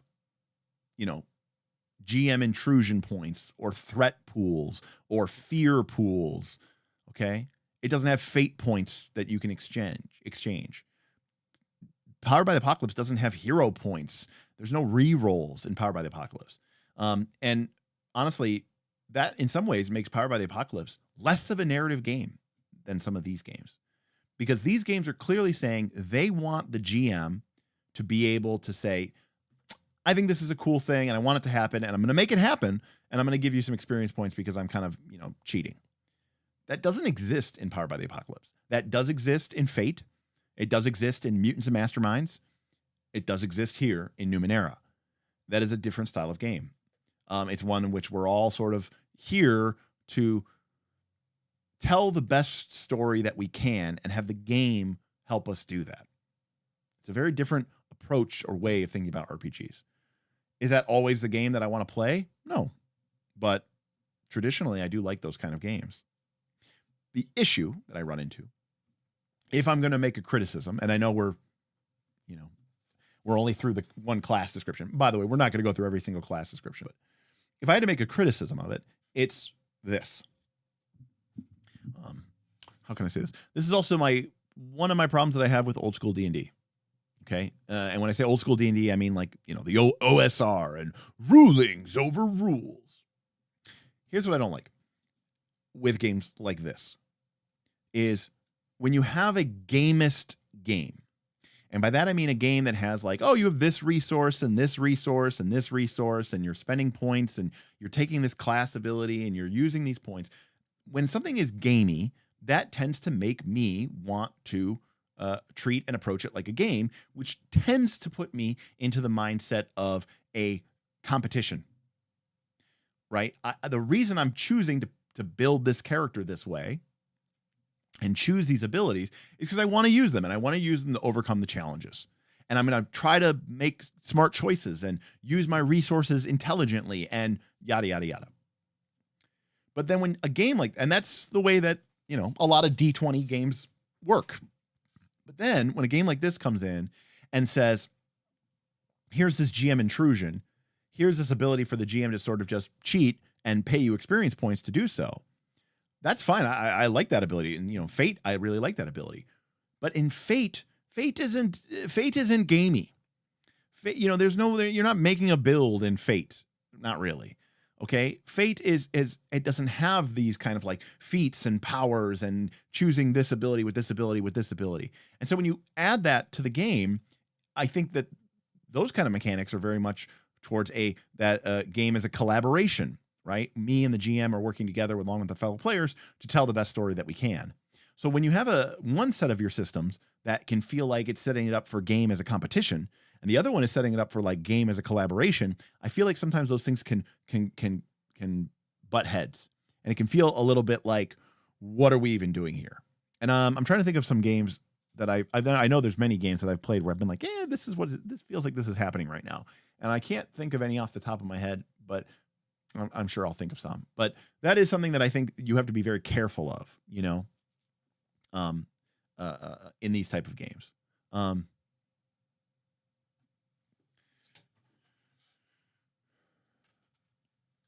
So I'm just trying to catch up with chat here. Let's see. I know that was a long-winded way of answering Beowulf's question. Let's see. Now we haven't gotten to this, but one of the things now this should surprise. This is like not insider tech, but okay. My whole obsession with 3 classes is actually because of Monte Cook. Because in the 3rd edition Player's Handbook, in the 3rd edition Dungeon Master's Guide, which he wrote, Monte Cook created technically 5, but he created 5 NPC classes is what they were called. And technically, whenever you fought, because 3rd edition, everything had a class. So technically in 3rd edition, whenever you fought something like an orc or an ogre or whatever like that, if you wanted to level it up, which you could, the idea was that you would give them these NPC classes because they weren't PCs, right? And the same thing was true with the people in town. And there were 3 classes. There was the warrior, who was like the combative one. There was the expert, who was like the skilled one. And then there was the adept, who was like the spellcasting one. Now, there were 2 others, the commoner, and then there was the noble. But the basic gist of the idea of like, here's an NPC class to represent all of the fighters or all the generic warriors. So like, for example, the PC fighter is a fighter, right? But the town guard isn't a fighter. He's just a warrior, okay? And the NPC class isn't as cool as a PC class because you're just an NPC, okay? The town blacksmith isn't a rogue or some other sort of skill-heavy class. He's just an expert. All right. And the local, hedge wizard, she's not a wizard. She's just an adept. So I always loved that. And so he took that idea and that concept and he applied it here where you basically just have those 3 classes. You have warrior, expert, and adept, except they're called, glaive and nano and stuff like that. So I thought that was really interesting as well. Let's see. Rule of cool. Do you think making a choice to not die like in FU would change your mindset about gaminess? Yeah, maybe. I mean, because to be clear, rule of cool, when you start pushing into that boundary, all right, like Fabula Ultima does. All right. Fabula Ultima, when the player has the choice to surrender or sacrifice, I mean, that is a very strong narrative control in the player's hands. And that really, to me, highlights that Fabula Ultima is more of a game that is about collaboration than it ever would be about being gamey. Because again, what's the point of the gaminess if you can't die and you can't lose? It's entirely up to the player's choice. If I lose, hell, you could kill the bad guy. We have this cool, but we built up our cool characters. That when you beat the bad guy, the GM can just spend 2 Ultima points and the GM and the bad guy gets away. Like, this is a known quantity in the game. So that intersects into everybody's mind. That's part of the DNA of the game. But I will point out though, that in Fabula Ultima, the the GM doesn't have an infinite pool of Ultima points. Each villain has a certain limited number of Ultima points that they can spend. So even that kind of still gives you some amount of limitation. Whereas in this game, presumably, the GM could maybe, I don't know. We haven't gone into the detail of it. I'm sure there's tips and advice, but it sounds like the GM could intrude as much or as little as they want.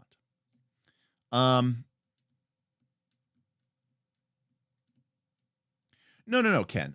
I don't think anyone is suggesting that GM intrusions, should work against the party. What I'm simply saying is that it changes the mindset of the game. And that isn't necessarily a bad thing or a good thing. It's just simply saying that, like, the example that they give, Ken, is that the GM wants the player to drop their weapon, right? Because that's going to make the fight scene more tense. Okay, but if you're approaching the game with a gamist concept where you're like, I'm playing to win, I'm viewing this as a competition. The game is giving me attacks and attack powers, and I'm managing resource pools because I want to do a good job so that we can win. And then the GM says, but I don't really want you to win because I don't think it would be good for the story. So I'm going to give you a GM intrusion, and your weapon gets knocked out of your hand, and it falls off the edge of the cliff. And so that to me can feel counter-purposed at times. If you have the right group with the right mentality and they are all in for it and everybody signed up for it, it can be great.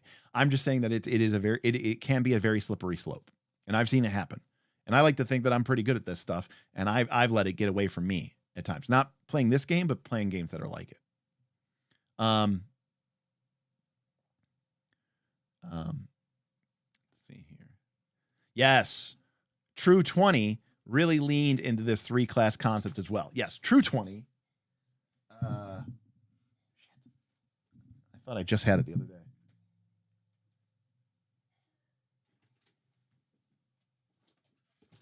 Yes. True 20 adventure role playing by Green Ronin also was very, very, very cool about doing that. So Steve Kenson, one of the GOATs of all time, creator of Mutants Masterminds, Icons, True 20, just absolute legend. Love him. He's a great guy and a fantastic game designer. So anyways, yes, good stuff. Let's see here. People call Fabula Ultima FU. I thought that was Freeform Universal. Only the Knights of Last Call it FU.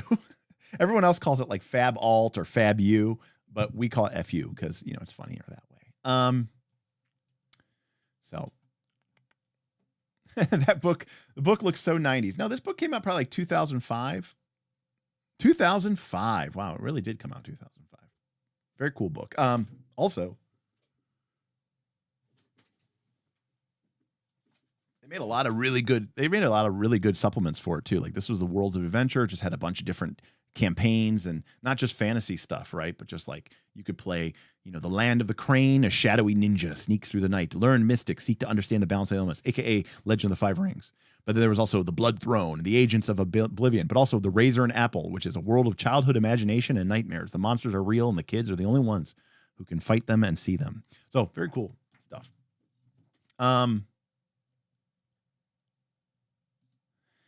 Matt says, it's interesting because everything you've looked at in Numenera so far is what sold me on the game, but the stuff you haven't gotten to is what has been my bane in running it. And yes, if it looks dated, it's because, that is 20 years ago. And wow, I'm going to go throw myself off a cliff. Matt, obviously these first looks, sometimes if there's a lot of hype for them, we'll come out and, reiterate it. But is there anything particular that you have been really frustrated with that we can maybe talk about and take a look into? The classes, looks like there's a lot of stuff here. Like you get to start with a couple cool different powers and abilities. You can roll on your background to get like a cool random, like little bit of story hook in to the rest of the game. And then again, remember, we get that experience points, which we earn by the GM cheating basically. And doing intrusions, but also we earn it through discovery and doing like cool milestone-based stuff. We can use those to become higher tier, basically higher level. So there's second tier abilities where we can gain even cooler powers. We pick up a new fighting power, and then at third tier, We get even more stuff. We also can now use 3 ciphers at one time. 4th tier, even cooler stuff. 5th tier, all the way to 6th tier. So the game only goes to 6th level or 6th tier. So that is something to take in mind, at least in the core book that I'm familiar with. All right. And then they give us a character example here. So of how you put together a glaive, right? And again, we also have the nano, which is like the mage. All right. And then we also have the Jack, which is a great character name, by the way, because it does sound kind of like, you know, it kind of sounds like somebody who's like a cyber hacker, you know, type word, but it also sounds like, you know, jack of all trades. And so it's just so cool there that I love the concept of this as a class, you know, Jack, because I don't like rogues. Okay. There was a class, no one ever played it because it came out really late in 3rd edition. Okay. It came out in the Dungeonscape book, and the name of the class was called the Factotum, which is a horrible name. But see, the problem is I've never wanted to be a bard, and I've never wanted to be a rogue or a thief. What I have wanted to be is this. I wanted, and I hate that the rogue just gets lumped into this like jack of all trades plus stealth assassin sneak attacker. I don't like that.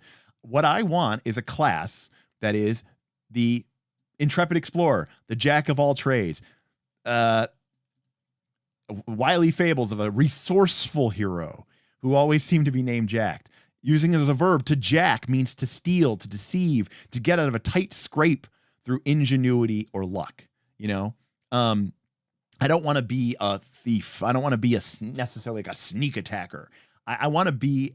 It's almost like I wish there was a, you know, maybe if I were to create a fantasy game, it's like you would have the warrior class, and then you would have like the, you know, the mage or the spellcasting or the adept class, and then the middle class I might just call the adventurer, right? Your character, it's like, what are you good at? I'm good at adventuring. That is the class that I've always wanted to exist, and it did exist. It was a little weird, but it was called the Factotum. It was from Dungeonscape. It was awesome, but it came right out at the end of 3rd edition, right before Pathfinder 1 and 4th edition D&D came out, so no one ever played it, but it was really cool, and it did do what I wanted the class to do, and that I always felt like rogues, and like I never understood why rogues have so many skills. It doesn't even make sense to me. And then bards and the spellcasting and seeing it.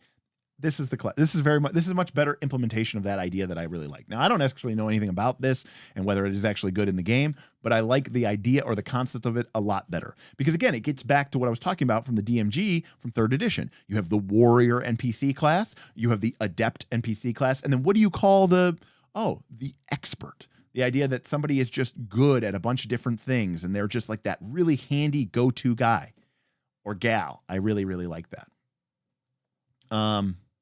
So a big fan of that. The other problem is that historically, especially in modern D&D and especially in Pathfinder 2nd edition, being kind of good at everything sucks. The only way that the game functions is to be really, really, really good at one or two things. And so being the quote unquote jack of all trades, master of none has always been like a death sentence in most modern D&D games. So anyways, really cool concept for that class as well. And again, you know, ton of abilities for the 1st tier, 2nd tier, 3rd tier. I mean, the character class starts on page 44 and ends on page, 52. So there's like, 8 or 9 pages of abilities and all this other stuff. Now, again, only 6 tiers, aka 6 levels, but I'm okay with that. I'm 20 levels is so much. I know a lot of people now, not a lot of days, modern games are going from 10. 10 seems to be the popular total. I think 10's okay, but I'd rather have fewer levels that mean more. That's honestly where I feel. But I understand that people get frustrated when they, if they don't get advancement. And then if you do get advancement and there's only 6 levels and you're advancing every, let's say 2 or 3 sessions, then you're like, so after 12 to 18 sessions, we've run out of advancement, and advancement is an important part of the game. So I guess we're done, which isn't necessarily a bad thing, but I get where that comes from. I'm really going off. It's Sunday night. We started off with an audio issue. Things are quickly diving off the rails. I wonder if they got this from E6. I don't know. That's a good question. I mean, it depends on what the scale of your game is. I mean, the thing about E6, which was really cool, was the idea of E6 was, what do you do if you want to play D&D and you want it to be like Lord of the Rings, where characters like Aragorn and Gandalf and Boromir were very clearly mighty heroes, and Legolas and Gimli, but they weren't gods. And while, I would put my money on Aragorn against, any number of a dozen or so orcs, enough of them and he's going to die. And, a scary troll and a Balrog, he can't fight. He's got to flee. So E6 was the idea of, like, you wanted that sort of, in my opinion, Tolkien-esque. If I remember the original article about it, I think the whole idea was to emulate basically Lord of the Rings style fantasy, because that way you could have a level 6 Aragorn and a level 6 Gandalf start the game with, level 1 hobbits, and not be like level 20 characters and just be completely ridiculous. Gonza says, yep, 6 tiers, and the game starts breaking towards the end of tier 4. You take multiple advancements per tier. Got it. Okay. So,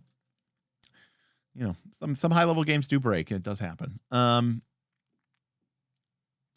Yeah, I mean, that's the other, that can be a problem, Kevin. And it sounds like maybe that's what happened here, right? Where they're just like, hey, look at all these abilities. And you're like, aren't these just the rogue and assassin abilities? And then you just put them in here because why not? Like, yeah, I could totally see that happening. John says, I may have missed it. You did not. Cypher recommends limiting GM intrusions to a number equal to the amount of players at the table. I limit it to plus or minus 1 intrusions, depending on how hungry the players are for XP per session. Okay, that's a good limit. That's a reasonable limitation. I don't mind that. Although it is interesting, John, because it means that the players, right, are rewarded as a GM when you intrude. So it can create a weird situation where maybe in the fiction there hasn't been a good moment for where you wanted to intrude, but you feel kind of compelled to intrude anyways because you want to give players their XP. So I just feel like there's a weird tension there that I don't love. I personally don't love that. I don't mind, like, if XP was called some random made up bullshit resource, I'd be okay with that. I don't like the idea that the character's advancement is based on how much I'm intruding. That seems very weird to me.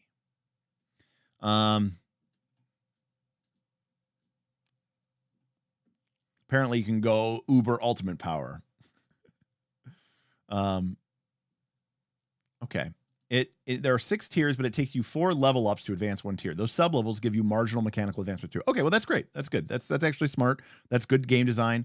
13th Age does this. If you look at 13th Age, it is a 10 level game, but it talks about these, basically after each session, you can gain basically 1 part of the level up. That way you don't have to just wait, session 1, nothing. Session 2, nothing. Session 3, nothing. Session 4, level to 2, gain everything all at once. And instead you can kind of hand out a little bit, and then here's the rest. It still feels like a big advancement when you do level up, but it's not like, drought of abilities and you get absolutely nothing for your character for potentially weeks or, maybe even months on end, depending on how often you're playing. And then suddenly you get everything all at once. So I do like that. I do like that idea or mechanic. Okay. So we talked about how your character also has a descriptor. Now, again, these are mechanical, so I'm assuming that you can't just make up anything you want, although I would imagine it would be pretty easy to create some more of these. But you can see here that, it can affect your stats. It can affect some of your skills. It can give you a starting contact. It can say what you're bad at, and it can even give you some additional equipment. So these aren't just, fluffy bullshit words.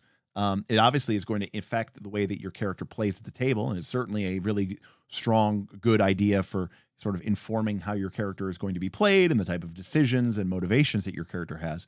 But it also does affect, again, because you can see here, right? Because we're playing a game that doesn't have a defined skill list. So if your character is a clever, doesn't matter what, if you're a clever nano, a clever jack, a clever glaive, you have skill.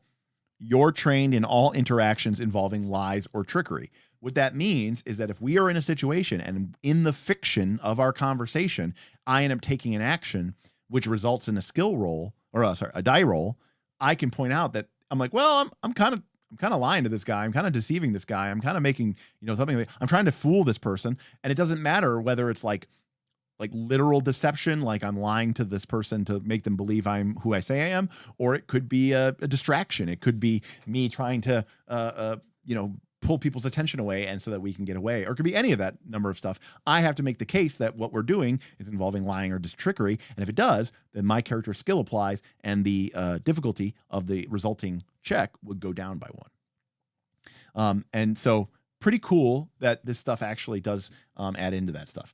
And that's a really cool option. And again, I imagine that this is something that they expand in some of their other books and things like that to give you more options. I mean, because the one thing, the thing that blows my mind is people like, look, between the races in this class, the races in this game, and the character classes in this game, there are 7 ancestries, there are 12 character classes, so there are 84 different combinations of class and race. And you're like, it's not enough. And I'm like, how many character class, how many people did you play in like the last edition? You're like, well, I had this character, that character, that character, that. I like 7 or 8 characters, maybe 9 characters. I'm like, okay, so you use 9 out of the 84, but people are like, no, I need more.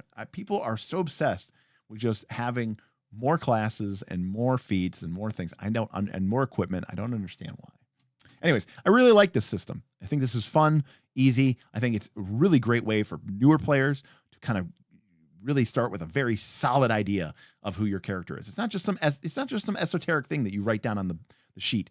This is like the part of your character. It doesn't matter that you're a fighter. It doesn't matter that you're a wizard. You're a stealthy glaive. And that says something about you. It says something about your character's physicality. It says something maybe about your character's background, what they're like, how they interact. Why are they stealthy, right? What is their look? I think that this is very powerful. And the fact that it does actually have a mechanical impact is something I really, really like. And again, we touched on this earlier, but in chapter 6, we have the focuses. And this is what really takes your character, in 13th Age, what would we call this? Chat, feel free to chime in. If we were playing 13th Age, if we had a character who could ride the lightning, if we had a character who could talk to machines, if we could have a character who wears a sheen of ice upon their body. Now, of course, in 13th Age, this is much more, it's more fluffy. It doesn't really have that much of a mechanical effect, but the idea is still very much there in a game like 13th Age. And exactly, GM Scott and Stevengar nailed it. It's the one unique thing. So the idea, by the way, this game says you cannot pick more than one of these per group. So this is your unique thing. This is your one unique thing. And I think that is awesome. I think one unique thing in 13th Age is cool. I kind of think this is better. And the reason why I think this is better is because it even the 13th Age book is a little bit, it's like, it can be a little bit like, this is kind of stupid, or it's kind of fluffy. It's kind of silly. It's maybe important, but maybe not important. I like this because this is a huge part of your character, and it gives your character, if you choose that your character bears a halo of fire, it gives you, shrouds of flame and wings of fire and flame blades and fire tendrils. This isn't just a narrative decision. This is a game decision, as well as being super cool.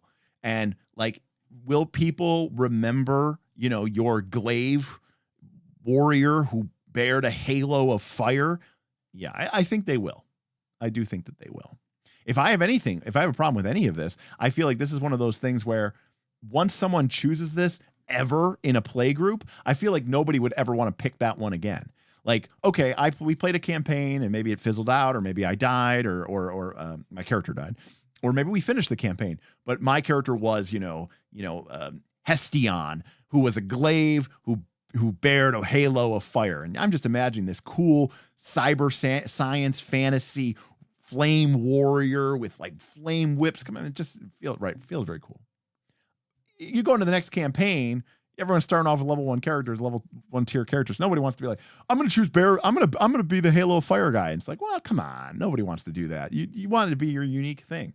But these things are pretty interesting. And also too, not everybody wants to be over the top and have, control gravity or bear a halo of fire. So sometimes you have things like fights with panache, you know, or rages, or master's defense, or master's weaponry. You know, not everybody wants to be that over the top. We talk all this time about on this channel about how some players, you know, they're natural spotlight hogs. They want to be the character that they want to be the protagonist character who has this just overt appearance of protagonism. Other characters, other people are there not to be this big, huge presence, and I think that's pretty. I think that's pretty good. I think that's smart that there is a blending between that. Not all of these are super over the top. You know, you have a character who's literally Iceman who wears a sheen of ice. You know, to somebody who just, you know, they work the back alleys, and it's like, okay. By the way, an example of the hyperlink clinking. I clicked on it, and it just went to this thing here. So, and again, if you wanted to be the thief type character, you would choose this as your focus. But you don't have to be a jack to do this, right? You could be a nano, you could be a glaive, you know? And I think that's what's really, really, really cool about this focus. I think this stuff is amazing. All right. Well, it's 9 o'clock. So we're probably going to wrap up here. I'm going to skip equipment because we kind of talked about armor and weapons a little bit already. I do want to talk very quickly about the and we talked a little bit about the core play of the game, which is we're having a conversation, presumably. The player tells the GM what they want to do. This is the character action. I want to do X. The GM determines if that action is routine and therefore works without needing a roll, or if there's a chance of failure. If there's a chance of failure, the GM determines which stat it uses, might, speed, or intellect, and the task's difficulty, 1 to 10. Then the player and the GM go back and forth to determine if anything about their character, such as their skills, training, their equipment, their assets, any special abilities they have, can modify the difficulty up or down by one or more steps. So the GM sets that base difficulty, and then the player's character sheet can potentially make that a lot easier for them. If these reduce it to less than 1, then the action becomes routine and you automatically succeed. If it's still not routine, then we use the new difficulty to determine the target number, aka we multiply it by 3. So I say, oh, that's a very challenging, formidable task, very difficult. Difficulty 5, and the player goes, well, I have this thing, and I go, yeah, that would totally apply. And they're like, okay, well, I'm going to use that, and I also have this other thing that I can use. Yeah, that totally works. Okay, right. Difficulty is 3. That means the target number that you need to roll on a d20 is 3 times 3, so 9 or higher. And everybody knows that, and then we roll and we see what happens. Now, if they roll higher than the number, they succeed. That's it. Now, you have all this cool narrative shit, all this awesome stuff. You know, when I look at a game like this, I just always go like, this was the response. This was the same reaction Aaron had with Daggerheart. You know, like not Daggerheart. Sorry, Matt Colville DM RPG. Not Daggerheart. Matt Colville DM RPG. Where's the partial success? Where's the failure but with an opportunity? Right? Where is the failing forward here? And I'm sure they talk about it in these sort of esoteric ways. And you should make sure that anything of failure continues to push the game forward. It's like, okay, but make that part of the game's mechanics then. Make that part of the game's DNA. That is a big complaint I have when this is what I was talking about. When people take a D20 mindset of sort of a game as a competition and they start bringing in these sort of narrativist game as a collaboration and, you know, sort of merging them together, you sometimes get these weird kind of things that they don't feel like they work sometimes. I'm not saying that this doesn't work. I'm just saying that, like, when I'm playing a game like this, you know, we go through all these steps and then my character, and then I roll and then I fail. It's like, okay, that's fine. You know, we're playing D&D or whatever. That's just the way that the game works. But we're also playing this game with these intrusions and we can cheat and lie anyway. So it just feels weird to me. I feel like if I sat down to play this game, I feel like I would end up being like, I just want to play D&D and get rid of all this stuff, or I would rather be playing a game like, you know, Fate or Mutants and Masterminds or you know, maybe even Powered by the Apocalypse. Again, I haven't played it, so I don't know. But I could just see myself getting frustrated as a GM. Right, but we talk. But here's the problem, Matt. It's not that I don't care. It's not about the fact that you can fail. Actually, spending XP to reroll, I think, is actually something I don't like, because I don't want my player to feel like I have to choose between advancing or not sucking. My problem isn't that. In fact, actually, being able to reroll dice rolls, I hate in games most of the time, because it makes the dice roll less important. I love when a dice roll is make or break, baby. One of the reasons I love original old school D&D, it might be brutal from a gameplay perspective, but you got to respect it. When the GM strikes you with poison, and it's save versus poison, and that means save and you're fine, fail and you're dead. That's a dice roll that you're going to pay attention to. And the same thing is true in a game like Powered by the Apocalypse, where there's no hero points, there's no bennies, there's no re-rolls, there's no thing. If we get to the point where we're rolling the dice, we are letting go of control. And whatever the dice may say, that is now the truth of our feature. It's very feral. These games are like, it's dangerous, but here's this safety net. And that can sometimes, it just rubs me sometimes the wrong way, because it feels like you're trying to have your cake and eat it too. And maybe for some people, you can have your cake and you can eat it too. Rule of Cool says, I remember you liked pushing. Yeah, I've kind of come around on that, actually. If we're talking about from Forbidden Lands, I like pushing your luck if it's going to make the situation worse. All right. So, for example, pushing your luck should mean, like, if we're thinking about this absolutely, it's like, hey, if I succeed, it is +2 good. But if I fail, it's like -2 bad. And everyone's like, okay. And then you fail the roll and you're like, okay, I'm going to push. Okay, that's fine. You get another crack at the apple. It's still +2 good, but now it's like -5 bad. The important thing here is the fiction has changed, right? If the pushing leads to a fictional change, then I'm okay with it. Then I'm good with it. But if it's just like cash in a resource to roll again because we didn't like that roll, I don't like it. So pushing, Call of Cthulhu pushing, I think is really great, because if I recall correctly, if you push in Call of Cthulhu and fail, it's way worse for you. You know, that's pretty rough. I like death in RPGs too, but I'm fine with games that don't have death in RPGs. I want to make sure that the game is very clear about what it's trying to do here, you know? Derek, Numenera falls under the 13th age FU scale of games to use for trad players looking for more fiction-first games. Completely agree with that. There's a lot of very familiar touchstones here. It still uses a D20, and it very clearly is introducing more narrative elements. But yes, it is missing mixed success and good examples for intrusions, aka GM moves. Yeah, I mean, that's a great way of putting it. But I'd like to point out that, like, GM moves in Powered by the Apocalypse aren't predicated on, giving the players some sort of resource, whether it's a fate point or an XP. Powered by the Apocalypse is truly merging. That's why, again, you say here looking for more fiction first games. I actually don't think this is a fiction first game. I think that we had a stream about, is fiction first and narrative different? And they are very different things.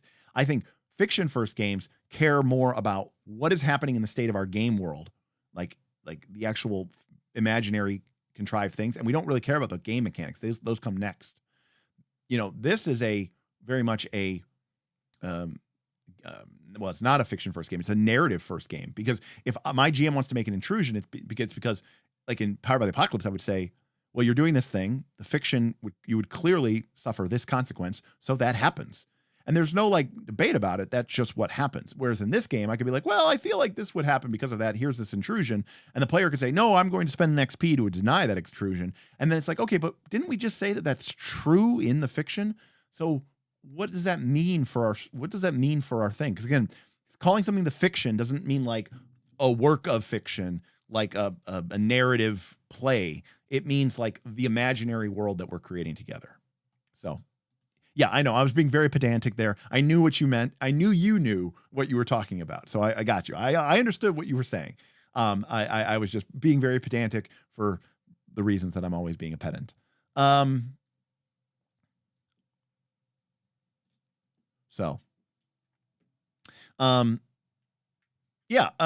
I think overall the game has some really interesting ideas, and it does some things that I think are really, really, really cool. I love the fact that it's very player facing. I love that the players have to roll all the dice rolls. That's great.